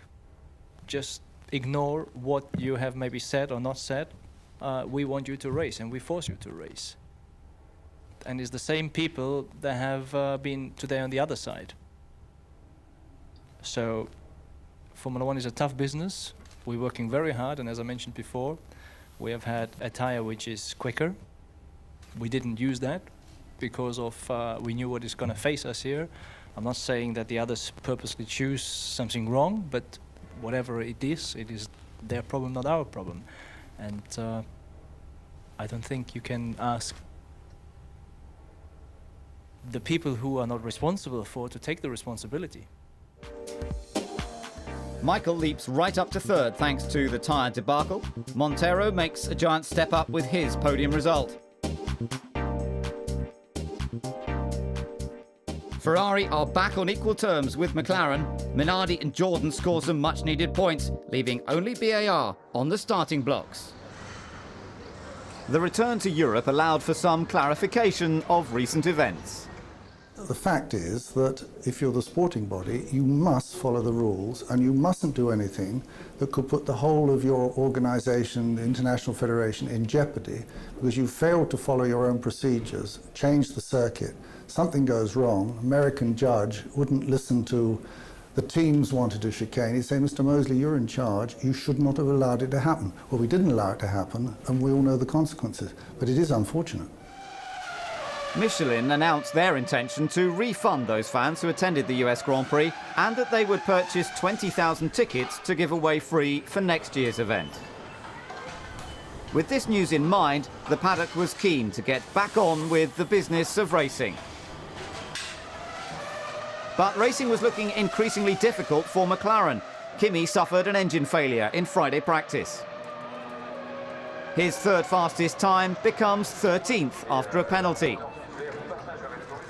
Alonso may have had a bit of trouble with the turnstiles, but he had much better luck on track to take his third pole position of the season.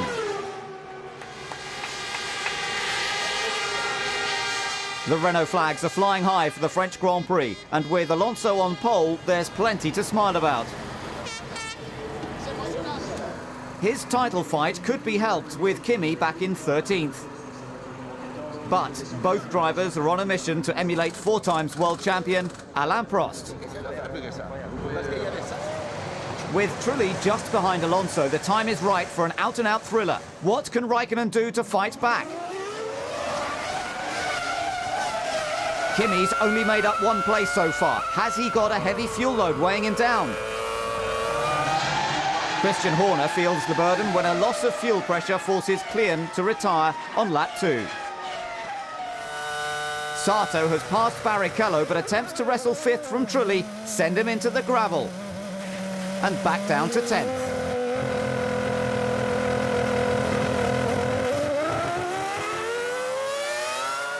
Alonso doesn't have to worry about cars in front. There aren't any. As his fuel load burns off, Kimi finally starts to make progress through the field. Eventually, the McLaren pits. He's 2nd. Thanks to a long first stint. While teammate Montoya is being hassled by his old adversary, Michael Schumacher, for 3rd place. Raikkonen's 2-stop strategy leaves him 2nd after the pit stops. Without the penalty, he could have been leading the race. But that position is already occupied by Fernando. This is his 2nd stop, and with 30 seconds to spare, he should maintain his edge over Kimi.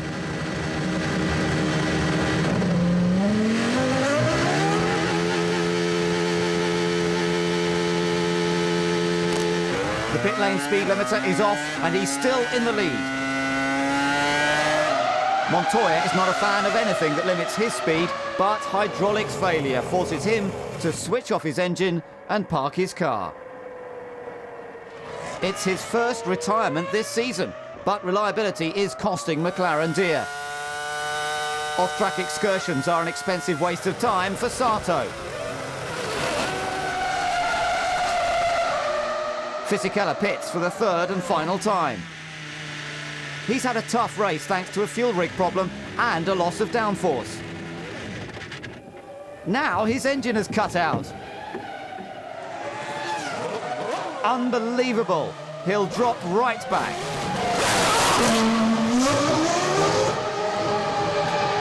Button won't be complaining though. He's now 4th at Fisichella's expense and looking likely to open BAR's points account for the year.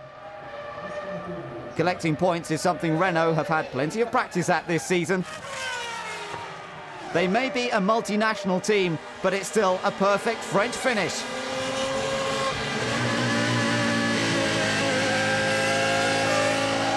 Alonso takes his 5th win of the season in a French car on French tyres. Well, it's almost perfect. Fantastic. I think after Indianapolis we all wanted to see a race like this, especially for me, dominant, and I think also from Kimi, starting from the back, a lot of emotion in this weekend, and I think for the French people, for the team, even better. But for those with no French connections, the weekend was not so good. Of course, we noticed already on Friday after the engine failure that it really turned around our weekend, and we did the best what we could in qualifying and in the race. And okay, 2nd place, looking on that point of view, is a good result. But we still lost the points on Alonso, and that's what we don't want to do. Only the top 3 finished the race on the same lap. BAR scored their first points of the year. Schumacher was the main beneficiary of Montoya's failure. While a good strategy softened the blow for McLaren this weekend, they need reliability at their home event if they're to take on Renault. It's July, it's Silverstone, so all eyes are on Jenson Button. Jenson's well better than Schumacher. Good man, that's what I like to hear. 2005's been a turbulent year for him, both on track and off it. But after 5 years in F1, how does he rate his time in top-level motorsport? My career has been a little bit up and down. I mean, in 2000, when I arrived with Williams, it was fantastic. You know, I was very inexperienced then. And then I moved to Benetton for 2 years. The first year was disastrous. Some of it because of the car just being very difficult to drive, but some of it just because I was so inexperienced and didn't really know where to go with the setup. And then the second year at Renault, or at Benetton Renault, it started getting better, and I got more points than my teammate, who was Trulli. And then I moved to BA Honda, where as soon as I arrived, things stepped up another gear, really, I think, in the way that not just the way of driving, but also working with the team. And from then on, it's been very, very positive. The highlights have to be last year, getting pole position in Imola, my first pole position, and also the results we had, having so many podiums. But it's nice to see that we're getting back on track with qualifying, and hopefully we can get some more podiums this year. That's my aim more than anything else at the moment. From his reaction to his qualifying lap, you'd have thought he'd won the championship. He didn't quite make pole position, that went to Alonso. But with Raikkonen receiving a penalty for changing his engine again on Saturday morning, Jensen will start his home Grand Prix in second place.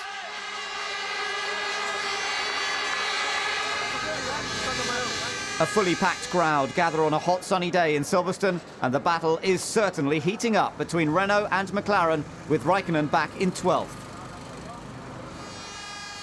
But can Jensen Button get in the mix and a good result from second? The start beckons. Renault didn't expect to be strong here in Britain, so Alonso needs to keep his eye on the cars behind. Montoya makes a fantastic start and is right up there with Alonso. They're side by side.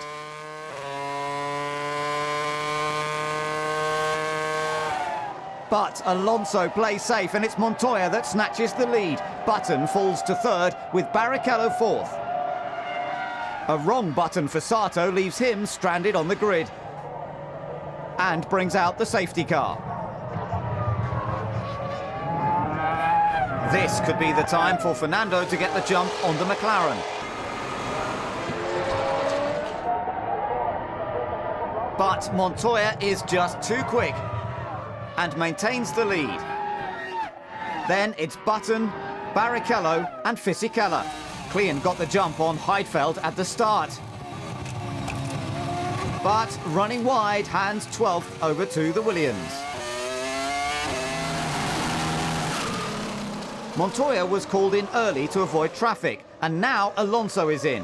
Where will he rejoin? It could be close.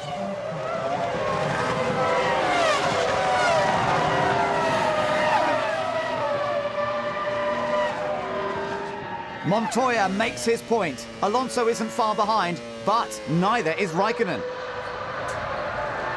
Kimi has fought back from his penalty. Now Alonso is there for the taking.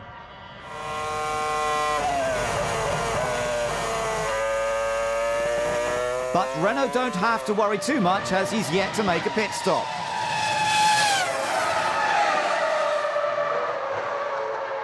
Now Kimi is in. Alonso retakes second ahead of teammate Fisichella thanks to his earlier stop. Now the second stops are approaching, and Montoya still has control of the race, but Renault could put pay to that with a heavily fuelled Fisichella. His strategy looks good enough for a podium. But no! Bad luck strikes again! His engine stalls, losing him crucial amounts of time.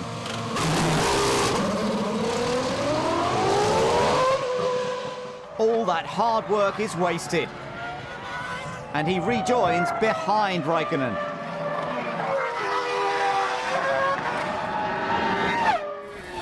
Back at the front, Montoya has maintained the upper hand despite Fernando turning up the heat. It's his 9th race with McLaren, and finally he gets the win he's been waiting for.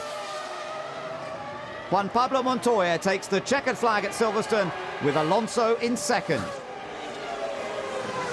It's a satisfying sight at the team's home race. McLaren and Renault dominated the day. Jensen Button failed to maintain his qualifying pace, and only the Jordan of Narain Karthikeyan did not finish. Montoya takes the best trophy of all, with family and team there to cheer him on.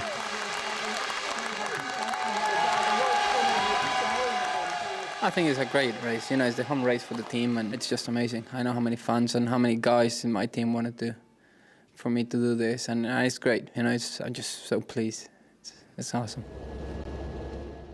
By Hockenheim 2004, Alonso was 5th in the championship. This year he's the favourite for the title. What's changed?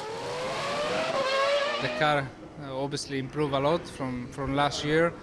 We have fantastic tyres. Michelin did a fantastic job in this season, and also our rivals are not as strong as last year, like Ferrari. So everything makes very easy this year compared to last year. Even so, Renault seemed to have made a big jump in performance. Was it a surprise? Yeah, a little bit, yes, because we always dream to be world champion or to be at the top of the points, but it seems that never arrived that date. And in 2005 was everything fine for me. Everything works perfect, and I found myself in this position, so I'm extremely happy. But greater track success raises the profile of a driver, and Alonso mania is reaching fever pitch.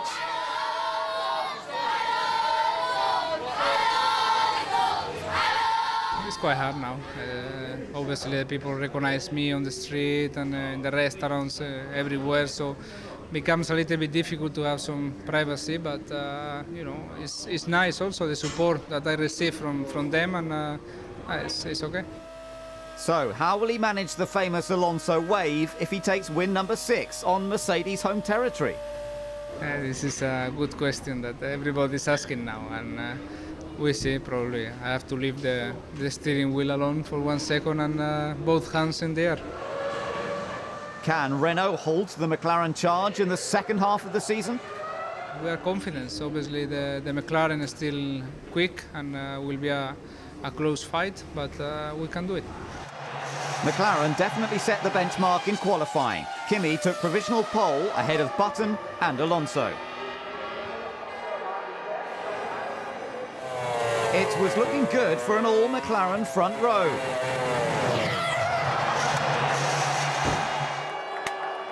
Leaving one at the front and one at the back.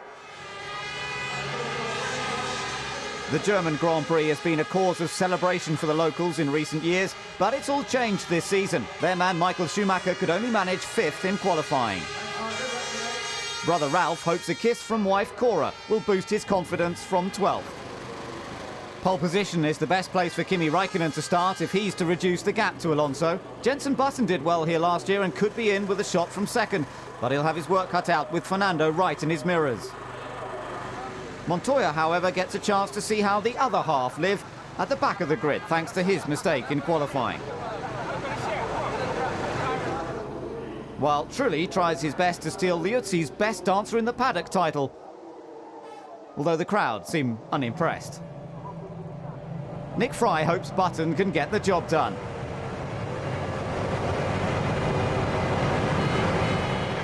The lights are out and he's swamped by Alonso and Schumacher. They're into turn 1 and there's cars all over the place. Montoya is flying and has to use his own bit of track. Trulli's Toyota attacks the McLaren, but overcooks it instead. Smacking into the back of Fisichella's Renault could aid Sato's collision course out of F1. Luck has not been on his side this year either. Now he needs to pit for a new nose cone. End of lap 1 and Alonso has no reply to the pace of Raikkonen. Schumacher is still 3rd after his off in turn 1 and Button is 4th. But it's not good for Mark Webber. His car was damaged in the first corner melee, ending another depressing run for the Australian.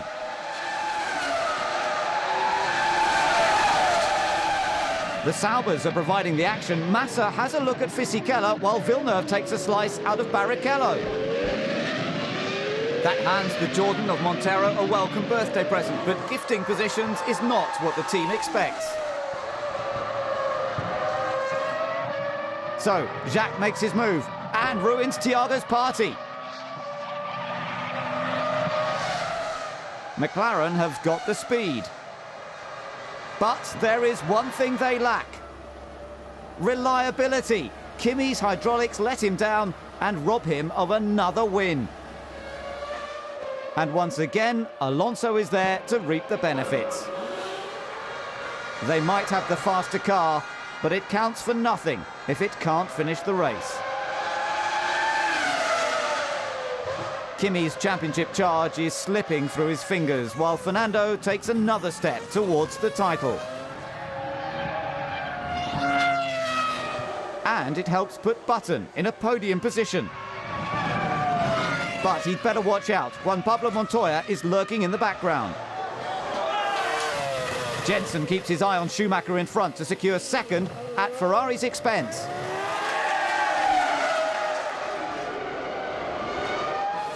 Ralph pits from fourth.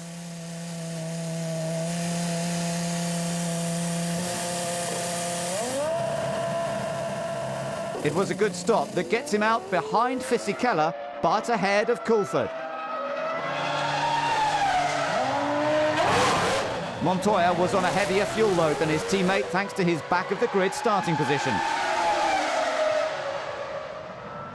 But the strategy has paid off as he's up to second ahead of Button. Fisichella is on the prowl and it's Michael Schumacher under threat.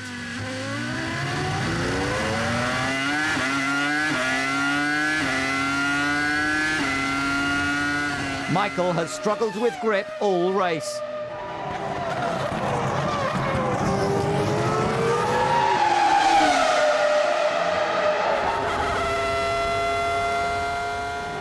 And now a fuel feed problem helps Fisichella nip past for fourth. Renault can't believe he's still going. He's had brake problems since Sato's accident. And if they weren't happy enough, Fernando Alonso takes the final corner to win the German Grand Prix. Flavio's pleased with win number 6. And Fernando delivers his promise. To the crowd's delight.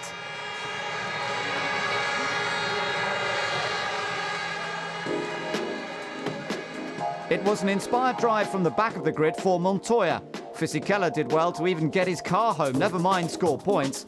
Dornbos finished his first F1 race, albeit last. Button did well to get on the podium, but what about the differing fortunes of Renault and McLaren?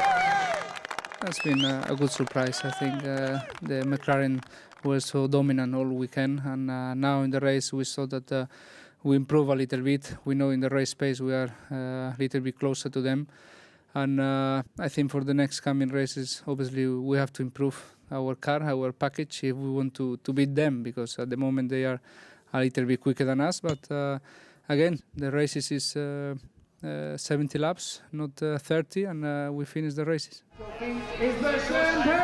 Reliability could be the deciding factor in this championship. So, what went wrong at McLaren? There's simple finger trouble. There's a bleed nipple left, that worked loose in the on the internals of the gearbox. Is that one of the cheapest parts of the car? It's just a part that wasn't tight enough. Simple as that. The Hungarian Grand Prix is the second race for Robert Dornbos in Formula One. The former Jordan Friday test driver replaced Patrick Friesacker at Minardi in Hockenheim. How did it feel to be with Jordan one week and their rivals Minardi the next? For sure, it was fun to wave to my ex-teammates on the grid and say, "Hi guys, how's it going?" So, how did the Flying Dutchman do? First lap was very good. We were 13 and 14 in front of the Jordans, and I was in front of Villeneuve as well. And then, very unlucky, after 4 laps, I got hit from behind quite hard by Jacques, and the diffuser broke, and I got a puncture, and had to make an extra stop. Afterwards, we got a penalty as well because the team refueled the car. during the tire change. So so we got a penalty, another stop and go. So basically I make 4 pit stops instead of 2, and I still managed to finish only 2 seconds behind the Jordan. So the pace in the race was very good, and also physically I was very happy to finish my first Grand Prix. And now it's going to be a lot easier, a little bit easier here, but definitely the temperature here is a lot different, so it's going to be still quite tough. Temperatures are definitely up on Sunday, and in case your vision is obscured, that's Michael Schumacher, P1, Juan Pablo Montoya, P2, Jarno Trulli, P3, and Kimi Räikkönen, P4.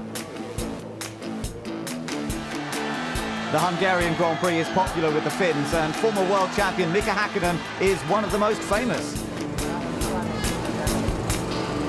First time you hold the umbrella on top of 2 good drivers. If not the most humorous. It's Michael's first pole of the season, and he leads into the most dramatic first corner of the year. Alonso's in combat with Ralf Schumacher, while Barrichello's on a mission to self-destruct. A tap from Villeneuve proves Klein doesn't actually have wings.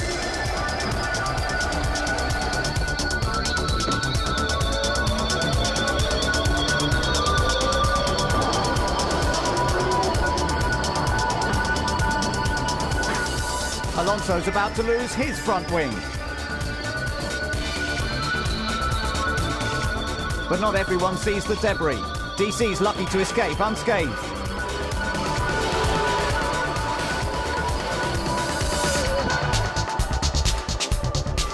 Barrichello and Alonso pit for new nose cones.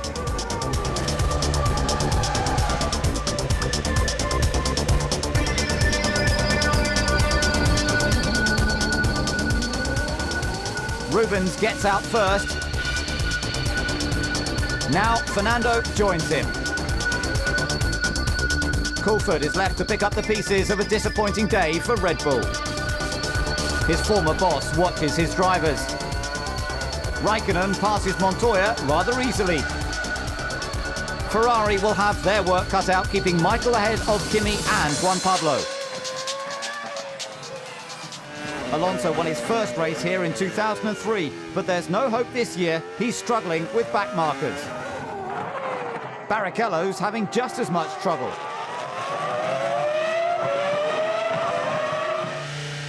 Alonso makes his first scheduled pit stop and takes on more than he bargained for. It's not a good day for Renault. He rejoins behind Kimi, but he is a lap down on the Finn.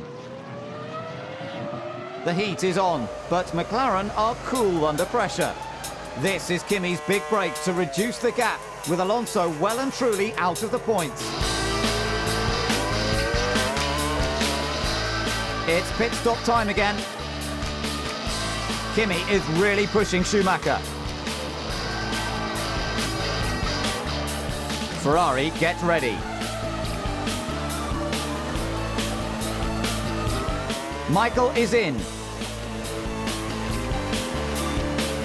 Kimi has clear track ahead and gets the hammer down. But Ferrari have turned Michael around pretty quickly.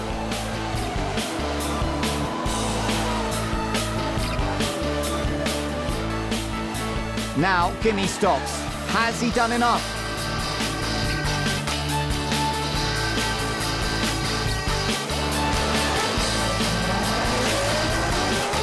It's a good, clean stop, and he gets out well ahead of Michael. But this wasn't on the tactical agenda. Montoya slows.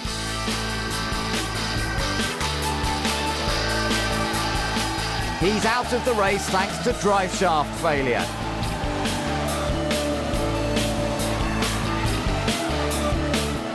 While one McLaren leads the race, the other rues the team's poor reliability record. Sauber have quite a good reliability record. Until now, Massa pits with smoke coming from his car. His spark coils are overheating, but it doesn't stop them refueling. The team do what they can, but it isn't what they want to impress their new owners for 2006, BMW. Teammate Villeneuve is not as lucky. The same problem damaged other components, but he's got further to walk.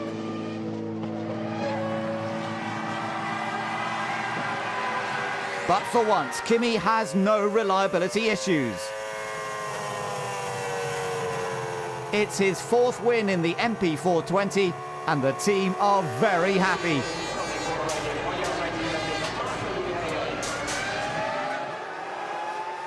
Schumacher makes the podium for only the 5th time this season, with brother Ralph taking his first of the year. But Fernando has little to celebrate. It's the first time he's finished a race outside the points in 2005. Trulli was happy with 4th after the first lap incident. Poor tyre choice made life difficult for Button, while Heidfeld and Webber finished 5th and 6th. But Kimi is glad to be back after his non-finish in Germany. It feels good, of course, and the best way to go for holiday, so I'm not complaining. Obviously in July I started with 22 points gap. Now after 4 races I have 26, so has been a good month. Hopefully in Turkey we can take some more points. Kimi has cut the gap to Fernando. Trulli moves back up to 4th, and teammate Ralph is now 6th. Renault are out of the top 8 in Budapest, so McLaren are only 12 points behind. Ferrari remain 3rd ahead of Toyota.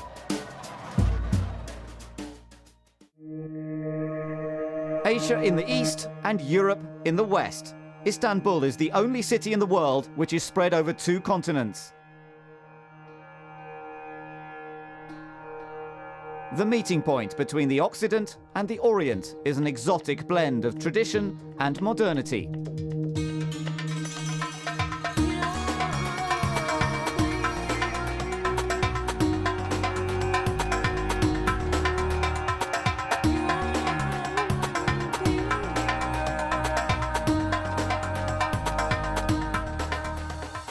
Really fantastic. You can see everything in one track. You can see Suzuka, you can see Spa. Could be my favorite track in Formula One. Welcome to Turkey! Kimi Räikkönen is the final man out on track for qualifying at the Istanbul Park. See the circuit for the very first time from his perspective.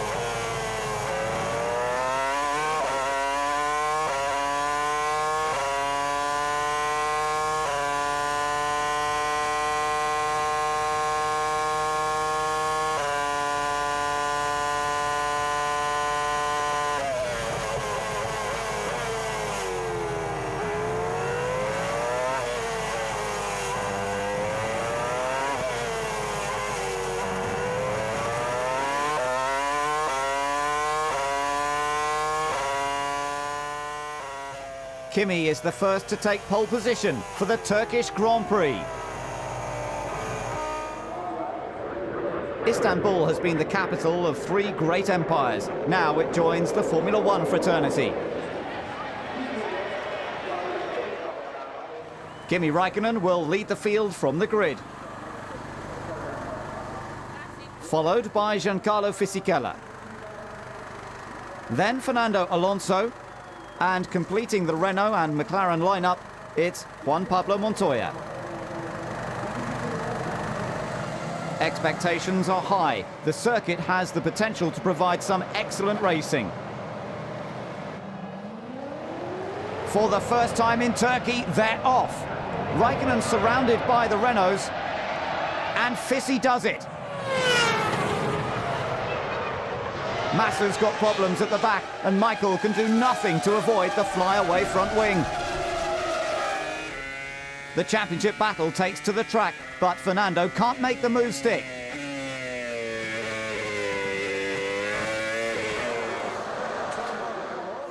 Raikkonen's pushing, so when Fisichella makes a mistake on the exit of turn 10, he seizes the opportunity.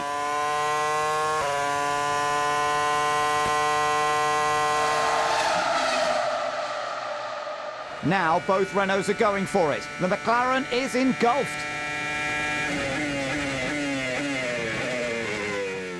But not that easily overwhelmed.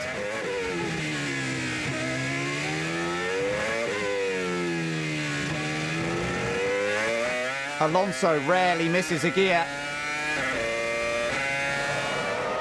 But his teammate is holding him back.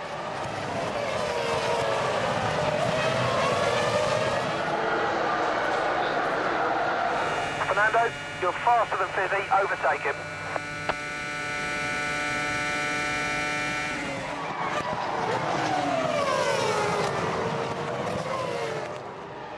Button qualified 13th, and now he's giving Coulthard some serious hassle.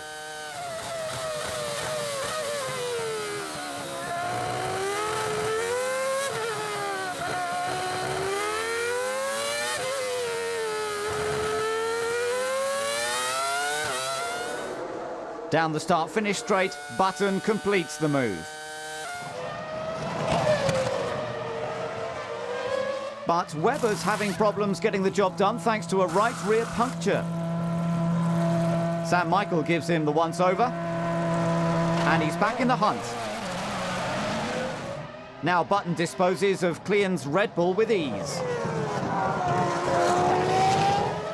Webber's back in the race and wants to unlap himself from Schumacher's Ferrari.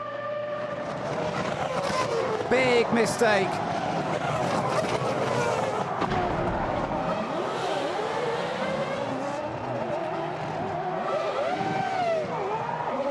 At some point at mid-corner, I got a bang from the rear. I haven't seen the videos about it, but I would suspect that he wasn't really next to me to take the corner. I got really well in there in the braking area. Then I thought he's coming across, and I'm trying to get back out then, and then I couldn't get my front wheel back out from behind his rear wheel. So sometimes, even when he's in the he doesn't like to be overtaken. So, but that's why he's probably a good champion. In his position, I don't think how much it sends it made to go for an attack like this, because one lap down, you're never going to make up this ground. Button's making up plenty of ground as he's yet to pit.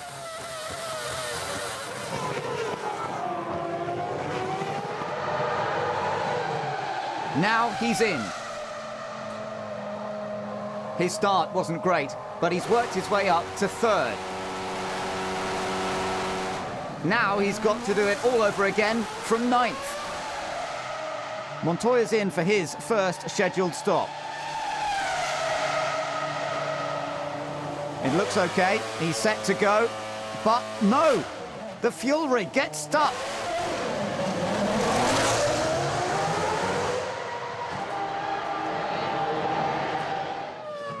It's a disastrous day for Williams. 2 punctures for Webber, his collision with Schumacher, and now Heidfeld suffers a right rear tyre failure.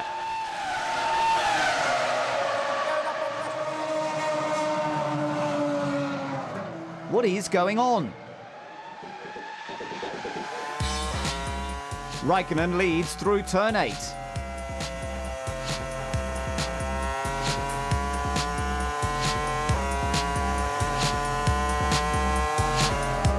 Kimi has Montoya between himself and Fernando. Can the second round of pit stops change that? Alonso pits.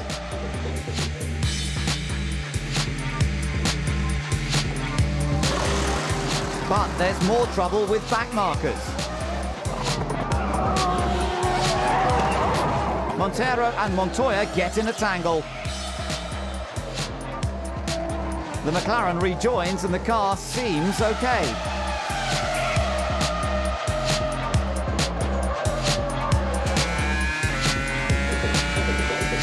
But running wide at turn 8 gifts second to Alonso.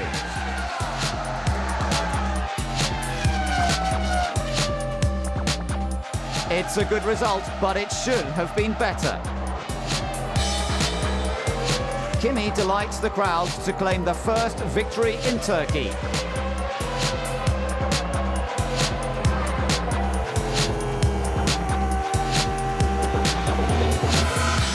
Alonso finishes second. But Kimi's confused. Played on the last lap then, because Montoya was second. Yes, Kimi, he was. He was struggling with a flat-spotted tyre and it got away from him, and Alonso was able to take the place.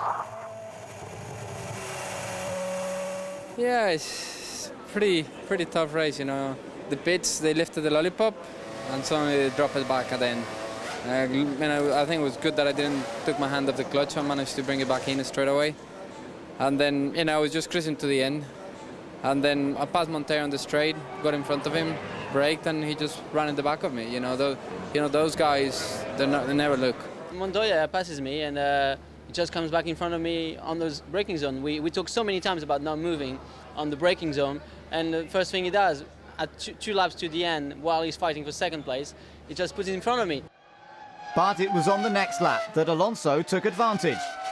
Until the last lap, you never know, and it's true that I overtook Montoya thanks to this, but also because I was there. If I was 1 minute behind Montoya, he had the space enough to finish second, so I pushed all the race and this paid off at the end.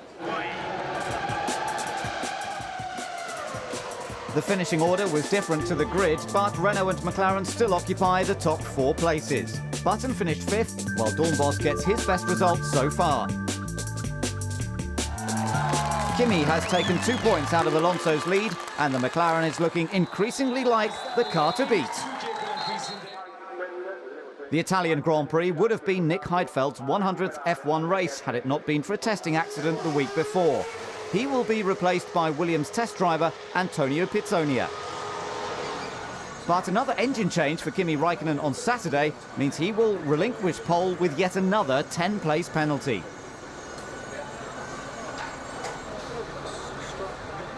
So, what should have been an all-McLaren front row becomes a possible Renault gain.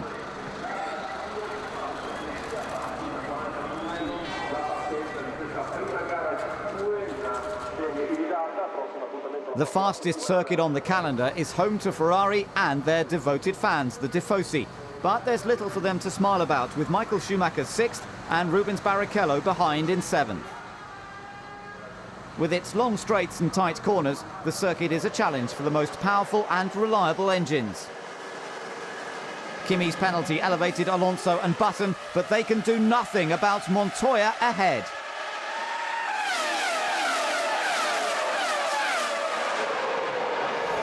It's anyone's game into the first chicane. DC makes contact with Fisichella, then Webber taps the Red Bull. Kimi keeps clear of the debris, but Karthikeyan's left at the back of the pack. McLaren keep an eye on Kimi's progress. But it's not as good as they hoped. He can't find a way past Jacques Villeneuve. While teammate Montoya is increasing his lead over Alonso.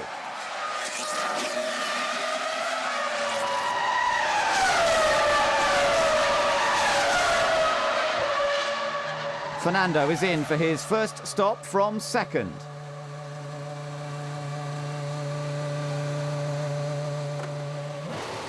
Catching Montoya looks like a hopeless task. He needs to keep his focus on the other McLaren. Ralph and Kimi are into the final corner. Where will Fernando rejoin? It's going to be so close. He's behind Ralph, but crucially ahead of Räikkönen. Kimi is lighter on fuel and yet to make a stop. Alonso knows this and doesn't go defensive.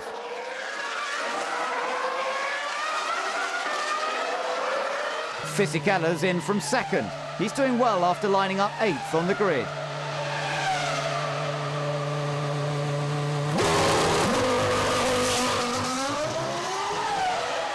But Ferrari are having a bad day. Rubin's got the jump on Michael at the start. Now they're battling each other, but they're not even in the points. Everyone else has pitted, now it's Kimi's turn. The one-stop strategy has worked well so far. But there's a problem with the left rear tyre. After only 3 laps, Kimi must pit for repairs.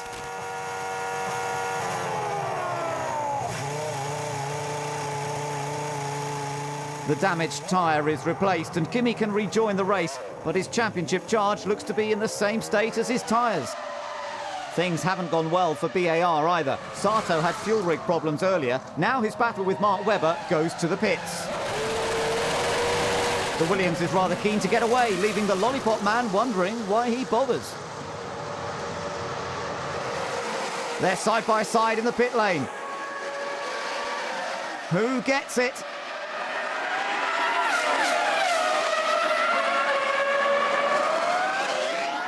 Into turn 1, it's Webber. Kimi's terrible afternoon continues with a spin. Trulli is quick to take what's on offer. But Kimi is a fighter, and there's more points up for grabs.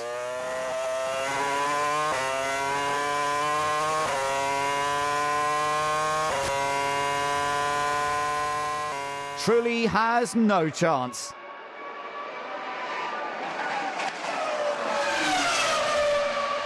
But there are concerned looks at Michelin. And here's why. Montoya has the same problem with his left rear tyre as Kimi. The race leader is struggling with grip. Will he pit and hand the win to Alonso, or can he make it to the end of the race? Surely memories of Kimi's last lap failure at the Nürburgring can't be far away. They can't be far away for Flavio. Another race win could be on the cards. But not today. Montoya won his first F1 race here in 2001, and now he's led every lap of this one to win the Italian Grand Prix again.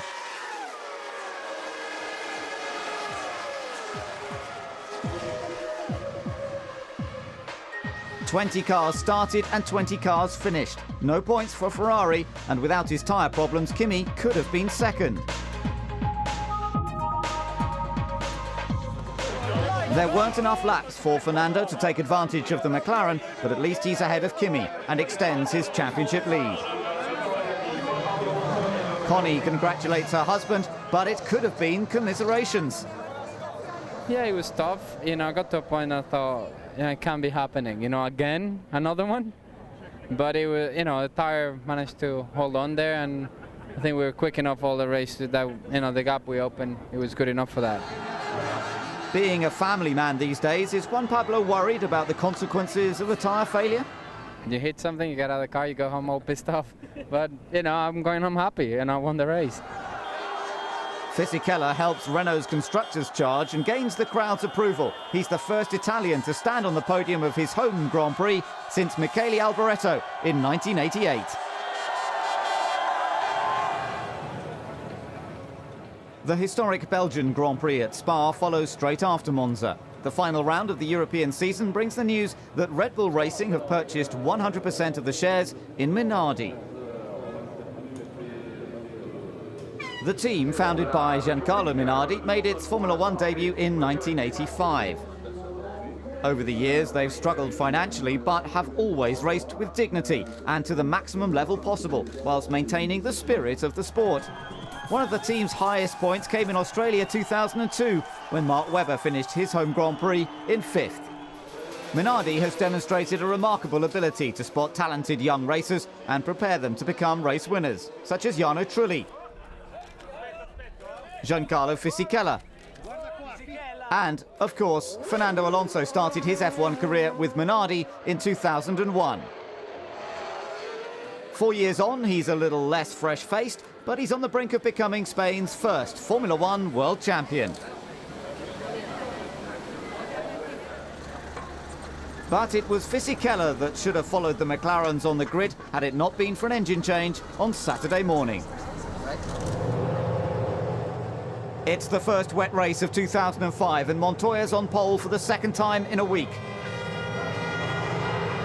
Kimi's under threat from Trulli. Alonso tries to go round the outside while Montoya has it all under control. They've made it round La Source safely and already Juan Pablo is pulling away.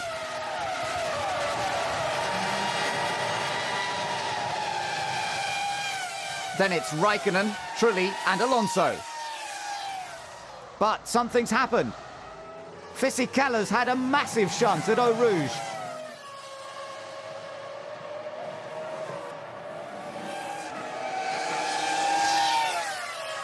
He had a good start after his 10th-place penalty, but lost it at the fastest part of the track.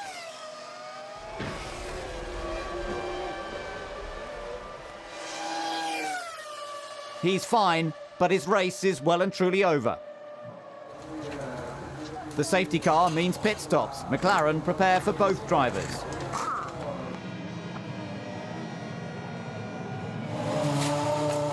Montoya's in first and stays with intermediate tyres and takes on fuel.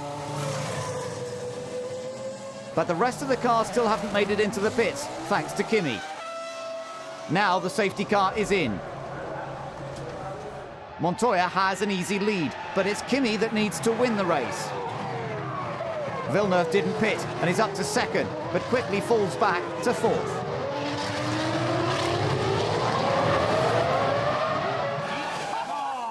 Things have gone from bad to worse at Ferrari. Schumacher's locked in an unfortunate embrace with Sato's BAR.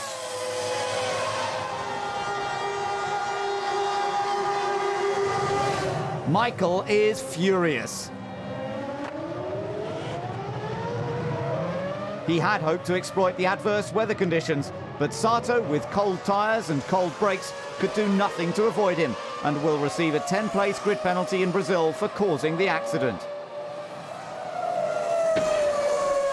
Takuma is keen to give Michael a little more space off the track.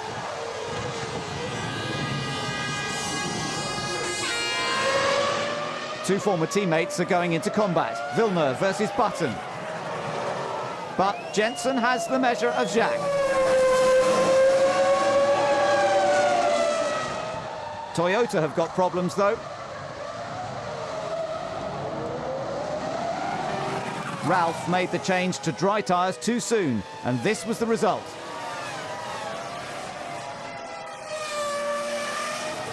He returns to the pits for intermediates. Villeneuve's having a spirited race. Now he enters into some lively wheel banging with Karthikeyan. Leaving the Jordan to do his own thing.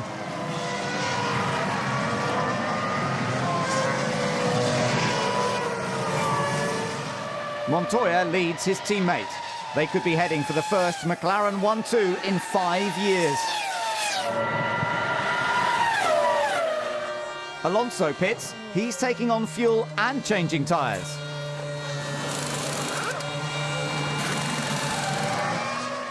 While Kimi is stuck in traffic and losing time.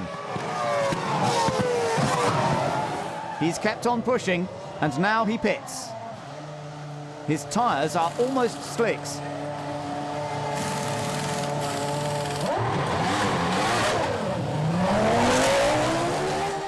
But the team are confident he's done enough. Kimi had more fuel on board than his teammate, and now he leads the race. There's one BAR and one Ferrari left. Button takes on Barrichello. And wins. Pizzoni is in and makes the change from intermediates to dry tyres. Ralph changed too soon. Have Williams made the same mistake? Ferrari don't seem to think so and make the switch for Barrichello.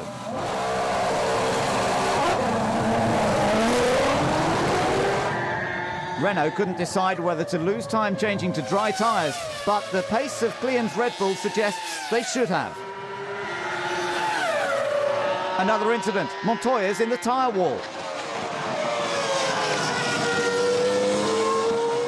Pitsonia was trying to unlap himself on dry tyres, but collided with the McLaren. Leaving Montoya to stand back and watch as his teammate takes the last few corners towards another victory in Belgium.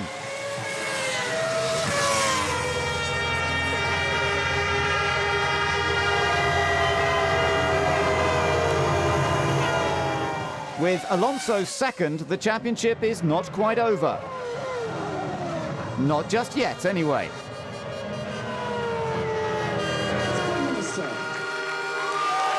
Once again, Kimi is the king of Spa, ensuring the title fight will go to Brazil.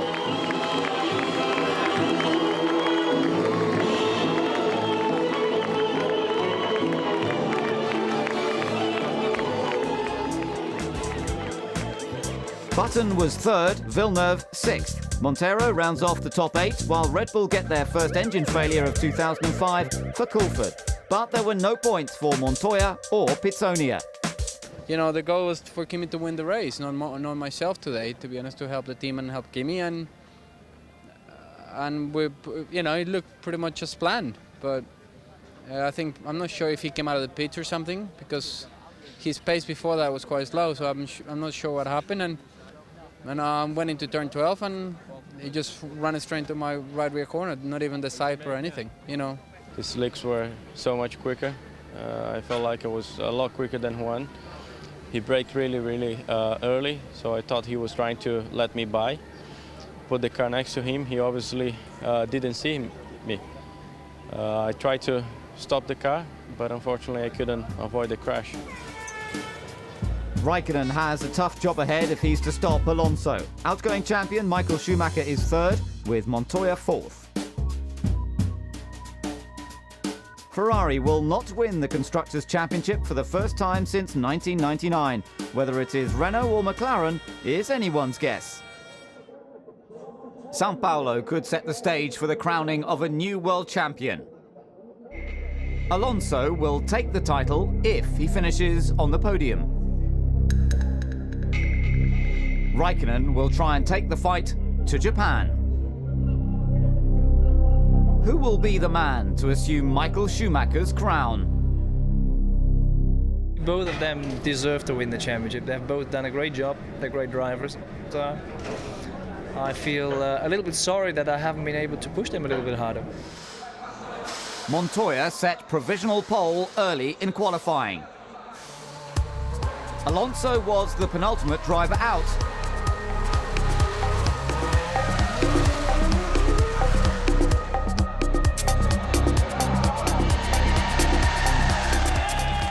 And he went quicker.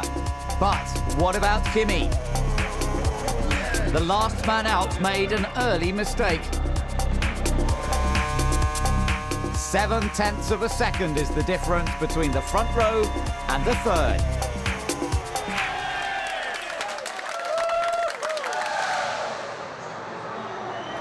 Kimi has got a tremendous fight on his hands if he's to beat this man.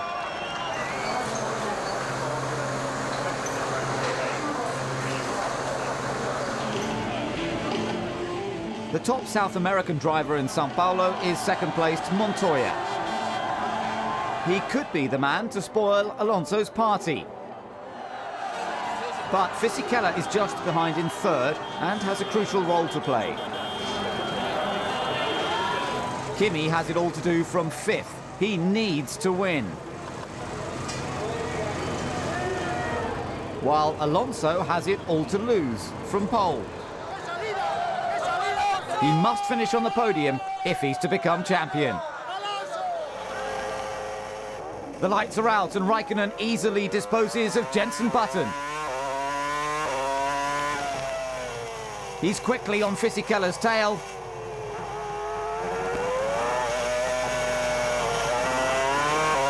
Giancarlo does his best.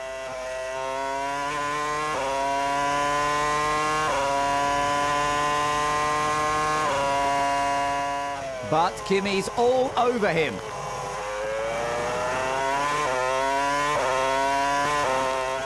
The Renault can't hold him back any longer.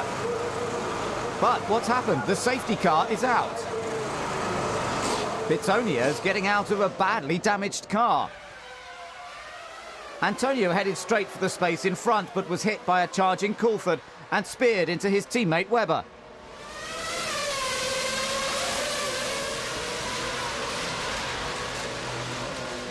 He didn't even make it to turn 1 at his home Grand Prix.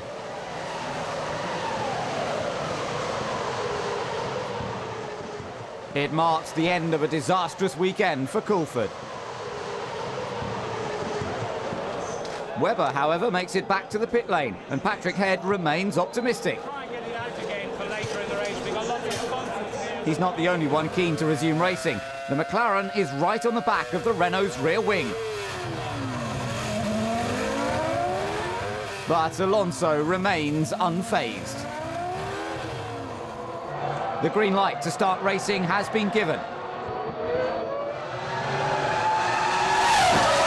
Montoya is closing on the leader just like in 2001, but Fernando won't be intimidated and he needs to play safe. A small slide and Alonso is compromised.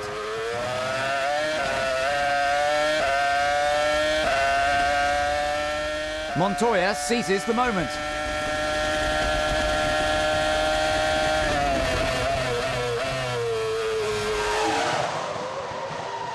Juan Pablo is edging away, but Kimi is stuck behind Fernando.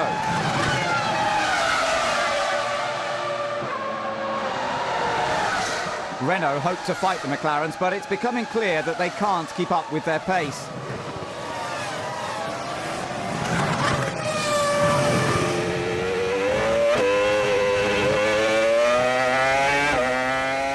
Trulli's had a frustrating weekend.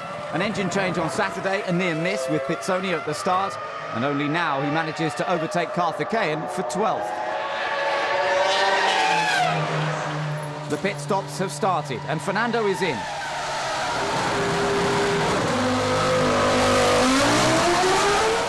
Five laps later, and it's the leader who stops. Kimi's able to stay out much longer than Fernando. He had more fuel in qualifying. This is where he can make the difference.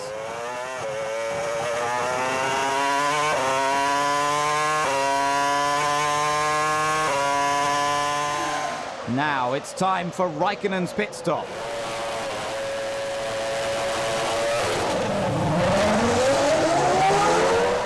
There's Montoya. Kimi's not managed it. He's ahead of Alonso, but this is not what he wanted. Even with Kimi in front, Fernando is in the right position for the title.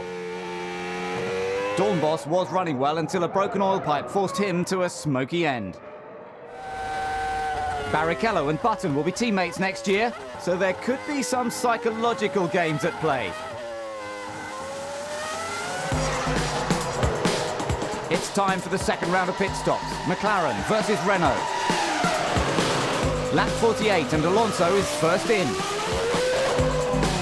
6 laps later, Montoya stops. Once again, Kimi stays out longer.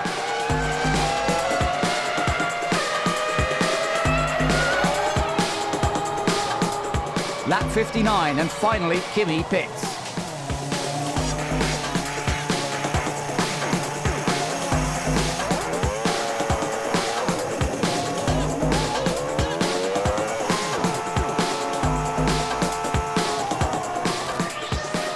There's nothing in it. But Juan Pablo's middle stint was too good. Flavio's relieved that it's not the lead, and Fernando is third, right where he needs to be.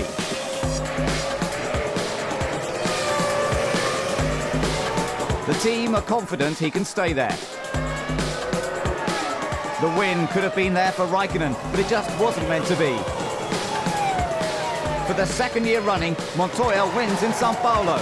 But McLaren's first 1-2 since Austria 2000 pales into insignificance in the light of this man's achievement. Fernando Alonso is the youngest Formula One world champion.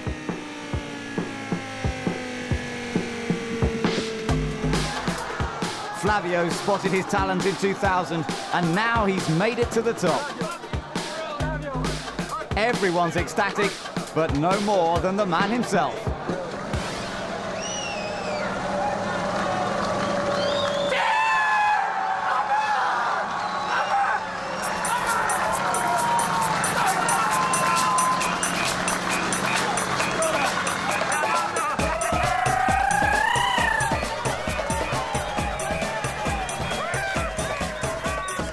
McLaren reached their 40th 1-2 finish and Michael gracefully gave up his title, but is sure to do his best to reclaim it next year. He's not the race winner, but today belongs to Alonso. I think I'm extremely happy and it's a very emotional day for me. I came from a country with no tradition in Formula One and you know, I fight alone basically because I had not any help from anybody all my career, and I arrived in Formula One thanks to the results in the previous categories and thanks to my sponsors, and now I think this title is the maximum I can achieve in my life, in my career, and it's thanks to 3 or 4 people, not more than that, who we fight alone always. With 2 races to go, Alonso's points tally is impossible to beat. Raikkonen is second, while Montoya is tied with Schumacher. McLaren's strong finish means they now lead the Constructors' Championship by 2 points, leaving plenty of excitement to follow. He might be up there with the best in F1, but he doesn't forget his heritage, although in Oviedo, the champagne is replaced with cider.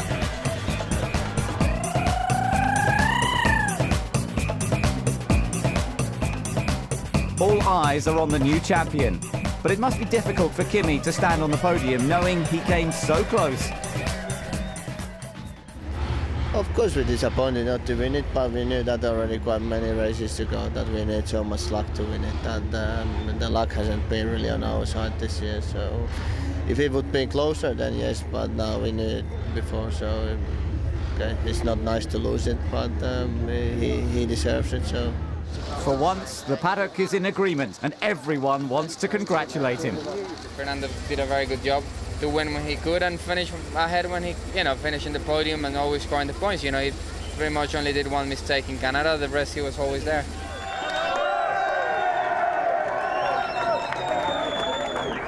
Renault's remarkable consistency was crucial to their achievement. Flavio wanted the title in the bag before any preparations were made to party.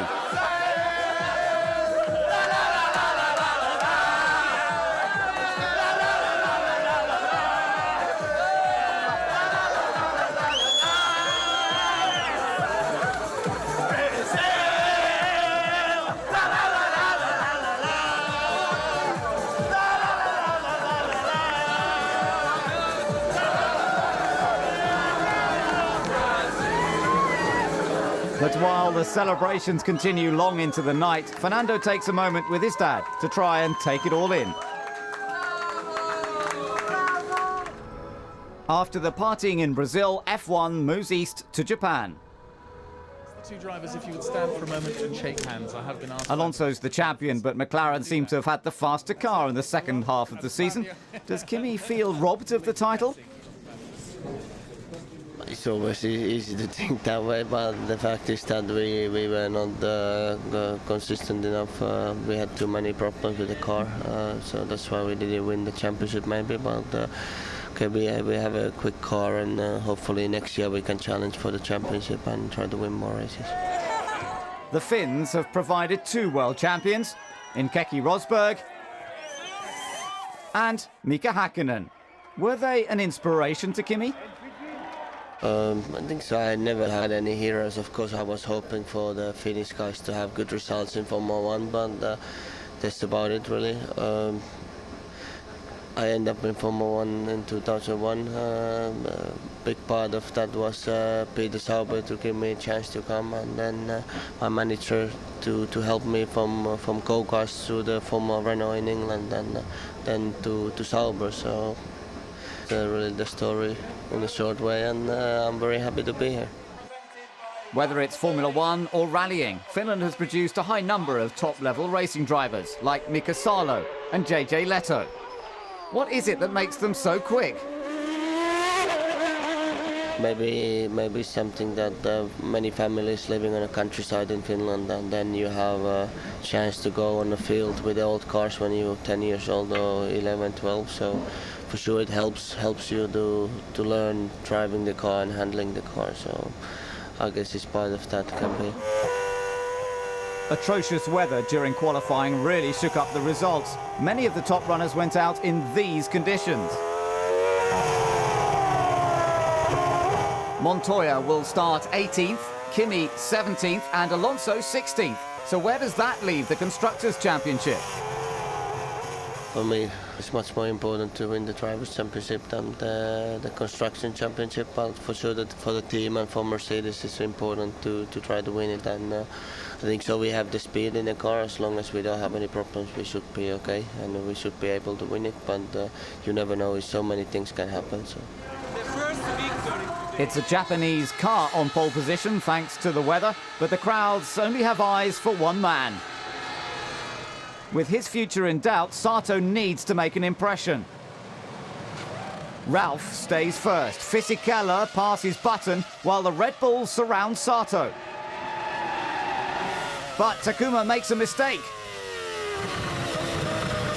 and has to avoid the man set to replace him at BAR next year. Raikkonen is doing his best to make up ground from 17th. He makes a move on Pitsonia, but misses the chicane and loses several places. Someone's got bigger trouble ahead. It's Montoya. He's crashed in the final corner. The safety car will have to come out while the McLaren is cleared from the track. Villeneuve didn't appear to see Montoya, leaving Juan Pablo careering into the barrier. At least it's a short walk back to the garage. The racing resumes and Ralph leads Fisichella, Button, Coulthard and Webber. Missing the chicane leaves Alonso behind Klein. They've been having quite a battle, but Alonso's on the prowl and Kimi's waiting in the wings. Now Trulli takes centre stage. He's facing the wrong way on the track. Safety car standing by. A hopelessly ambitious move by Sato ruins Trulli's weekend.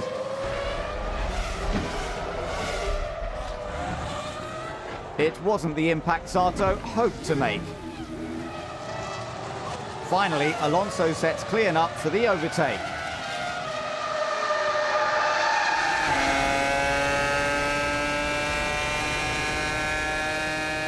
It's a clean manoeuvre that keeps everyone happy. The safety car has ruined Ralph's three-stop strategy. He'll struggle to retake the lead of this race. The new champion is in hot pursuit of the old one towards 130R.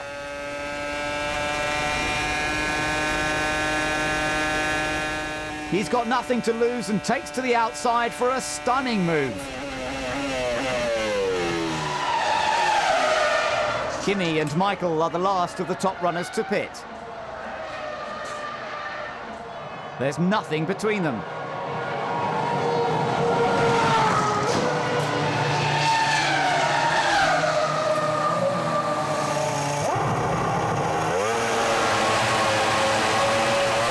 Kimi leaves first, but Michael's not got so far to go and maintains his superiority. Both have got ahead of Alonso.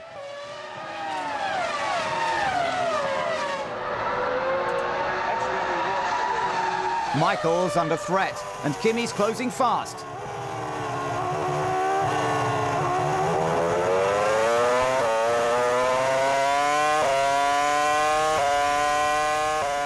The Ferrari just hasn't got the speed and has to relinquish fourth.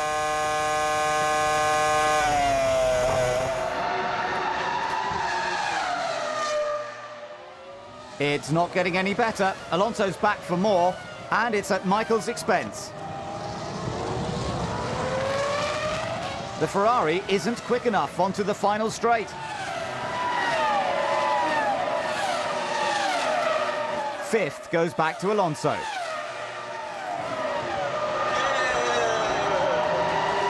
It's looking good for Renault's constructors' fight. Fisichella still leads the race.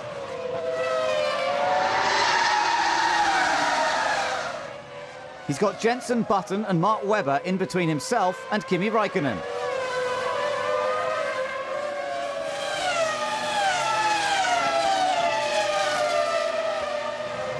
A misjudged pit stop for Albers results in a fiery moment for Minardi. Fisichella has already stopped. Now Webber and Button take time out. Problems for Button? In Monza, it was Webber and Sato side by side. Here, it's Button and Webber. But the result is the same. Advantage Williams. Things get worse for Button, though, when Alonso overtakes. Räikkönen makes his final stop from the lead. Fisichella is already through, and the scene is set for a tense battle to the end. Third place is for the taking. And Alonso accepts the invite. It's all smiles at Renault, but there are some harsh words at Williams.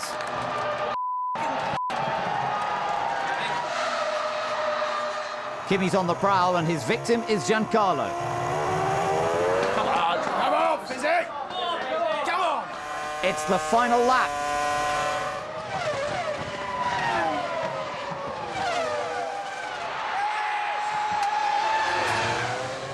One of the finest moves of the season ensures Kimi takes a sensational win.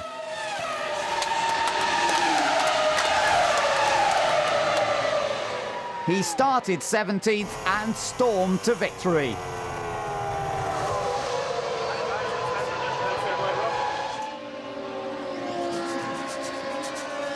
Albers did make it to the end of the race. Sato's excluded from the results for his move on Trulli, and Villeneuve receives a time penalty which drops him to 12th.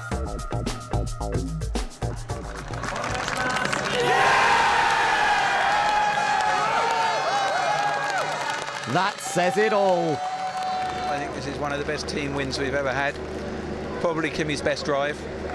Great overtaking manoeuvre. You know, it's not just that it was a good overtaking manoeuvre, it was the last lap and probably the last opportunity. It's been one of the most thrilling races of the year. Renault retake the lead at the Constructors for a last race decider in Shanghai.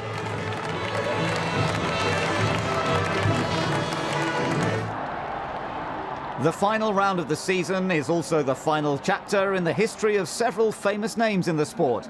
After 250 races, Jordan celebrate their last day in yellow before becoming Midland F1 in 2006.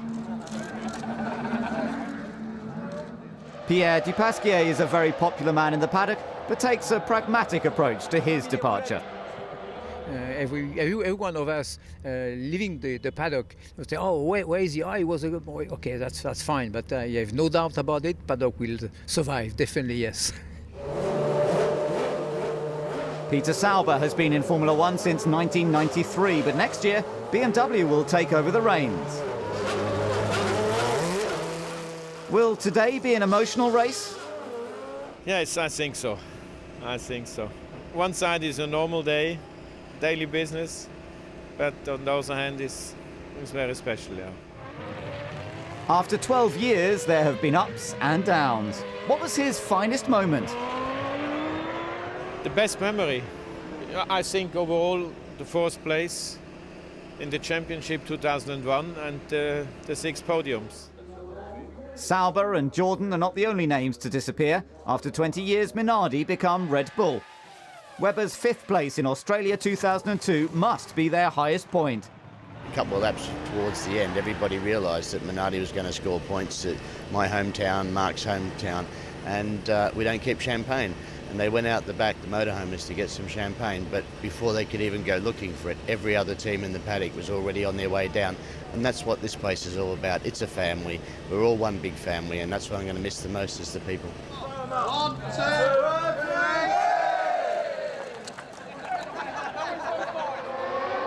3. It's round 19, the last race of Formula One's longest season. And for the final time in 2005, the cars make their way to the grid.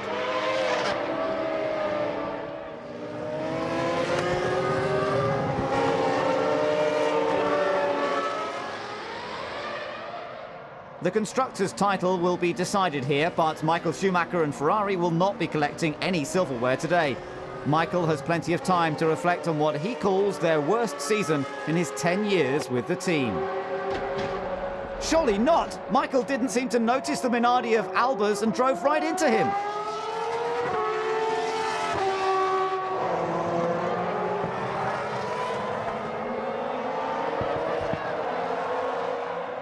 The FIA will want to take another look at one of the most bizarre incidents of the year. The cars are wrecked nearly half an hour before the start of the race. Michael Schumacher going to the grid. I am damaged the car. Do I need to come back to the pits for T-car?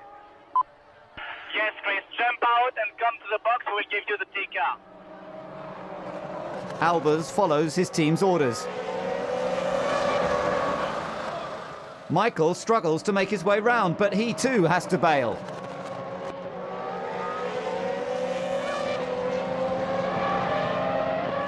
The team wonder what happened and what to do next. Time is ticking by. If the drivers are to make this race, it'll be from the pit lane. Who'd have predicted so much excitement before the start? There's still a Constructors' Championship to be decided. The last race sees the first all-Renault front row, thanks to souped-up engines.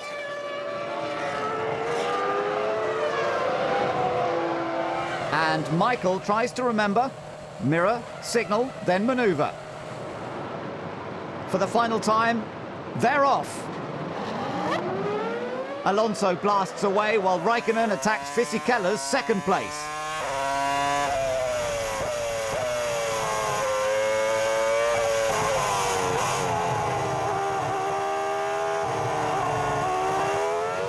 There's quite a queue behind Giancarlo, allowing Fernando to pull clear.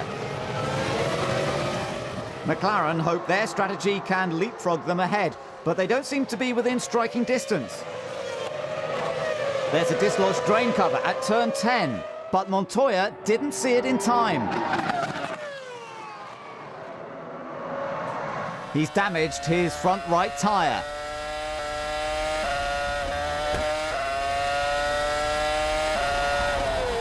And pits for repairs.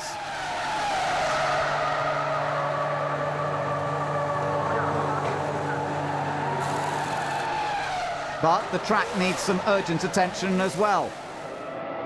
Giancarlo, the safety car was out because a drain came up on the exit of turn 10. You just need to be very careful on the exit of turn 10. They've taken it away, but I don't know if that means there's a hole there or something now, so just be very careful exit turn 10, mate.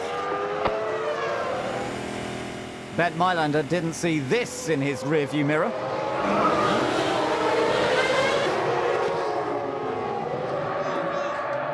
What has happened to Michael Schumacher today?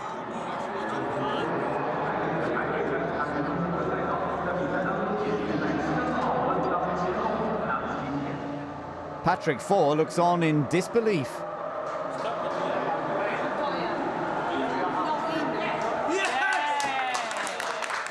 Schumacher's not the only one on the sidelines. Montoya's engine has failed.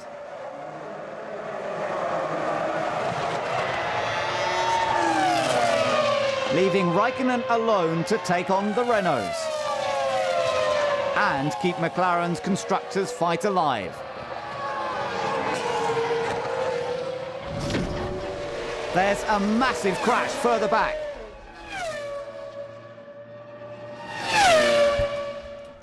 Karthikeyan lost control of the car at turn 13, took a huge impact and brings the safety car out for a second time.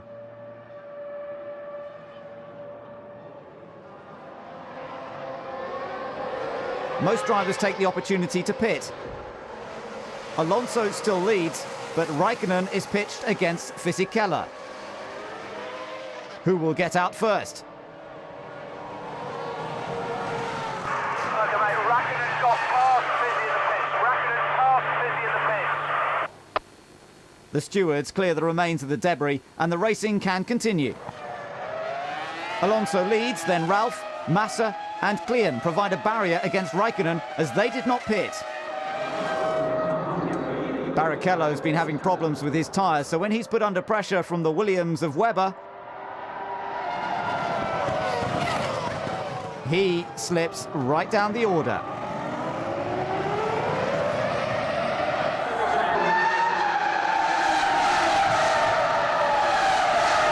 Ralph's had a good race. He didn't pit during the second safety car period. This stop leaves him fourth, for the moment at least. Giancarlo, we have a drive-through penalty. We have a drive-through penalty. The penalty is for what we did in the pit entry, holding up, he said it's for obstructive driving in the pit entry. It no way affects the outcome of what we need today, mate, so don't panic, there's no problem. Renault aren't convinced by the penalty. And it hands third to Ralf Schumacher. An unexpected surprise for Toyota. The last day in a Minardi has been pretty rotten for Albers, and it gives Alonso a final scare.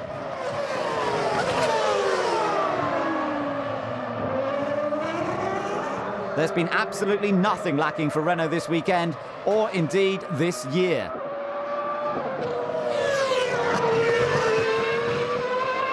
There may have been 2 safety car periods and a penalty, but nothing could stop them from winning the Constructors' Championship in Shanghai. Brilliant, Fernando, absolutely fantastic, mate, absolutely brilliant job. Thanks from Renault. We are the champions, we are the champions. Thanks for a fantastic year, just absolutely mega drive, mate, come on! The team are right to compliment his driving rather than his singing. Ralph finishes third, Klein is a strong fifth, while Massa ends his last race for Sauber sixth.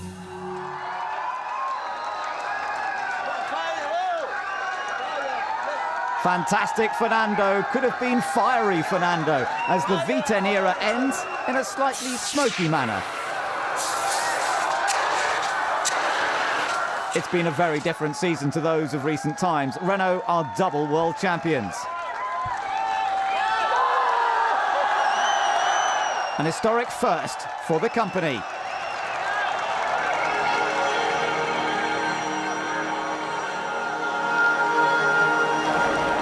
So the sun sets on 2005. Alonso is champion, but it could have been Raikkonen. Schumacher is lucky to stay third ahead of Montoya.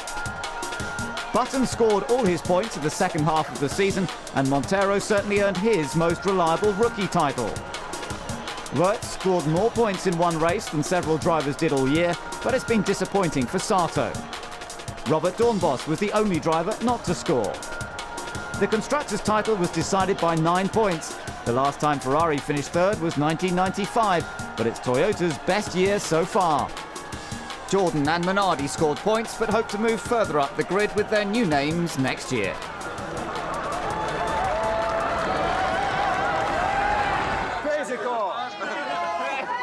It's been a tremendous team effort. Fisichella was the man to kickstart Renault's charge with the win in Australia.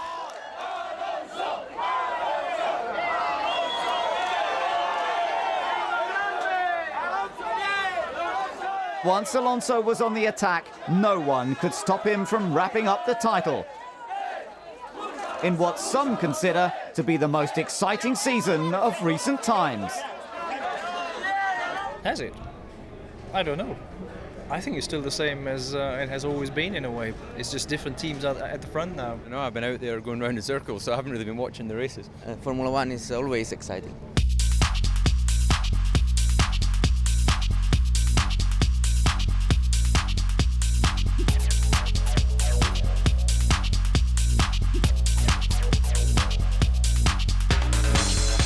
Always points. In Hungary, where I rolled the car, but it's all racing. One was Turkey, Spa, and Monza.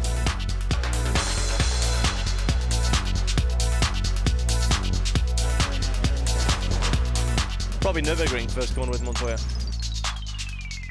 It was Monaco, very disappointing there because we genuinely had a car that was capable of being on the podium, and then Michael hitting the back of me, of which he still never apologised. Probably the first 8 races.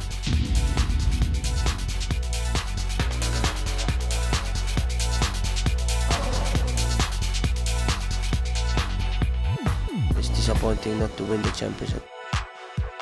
Crashing with my teammate in Monaco, yeah, that was a low point.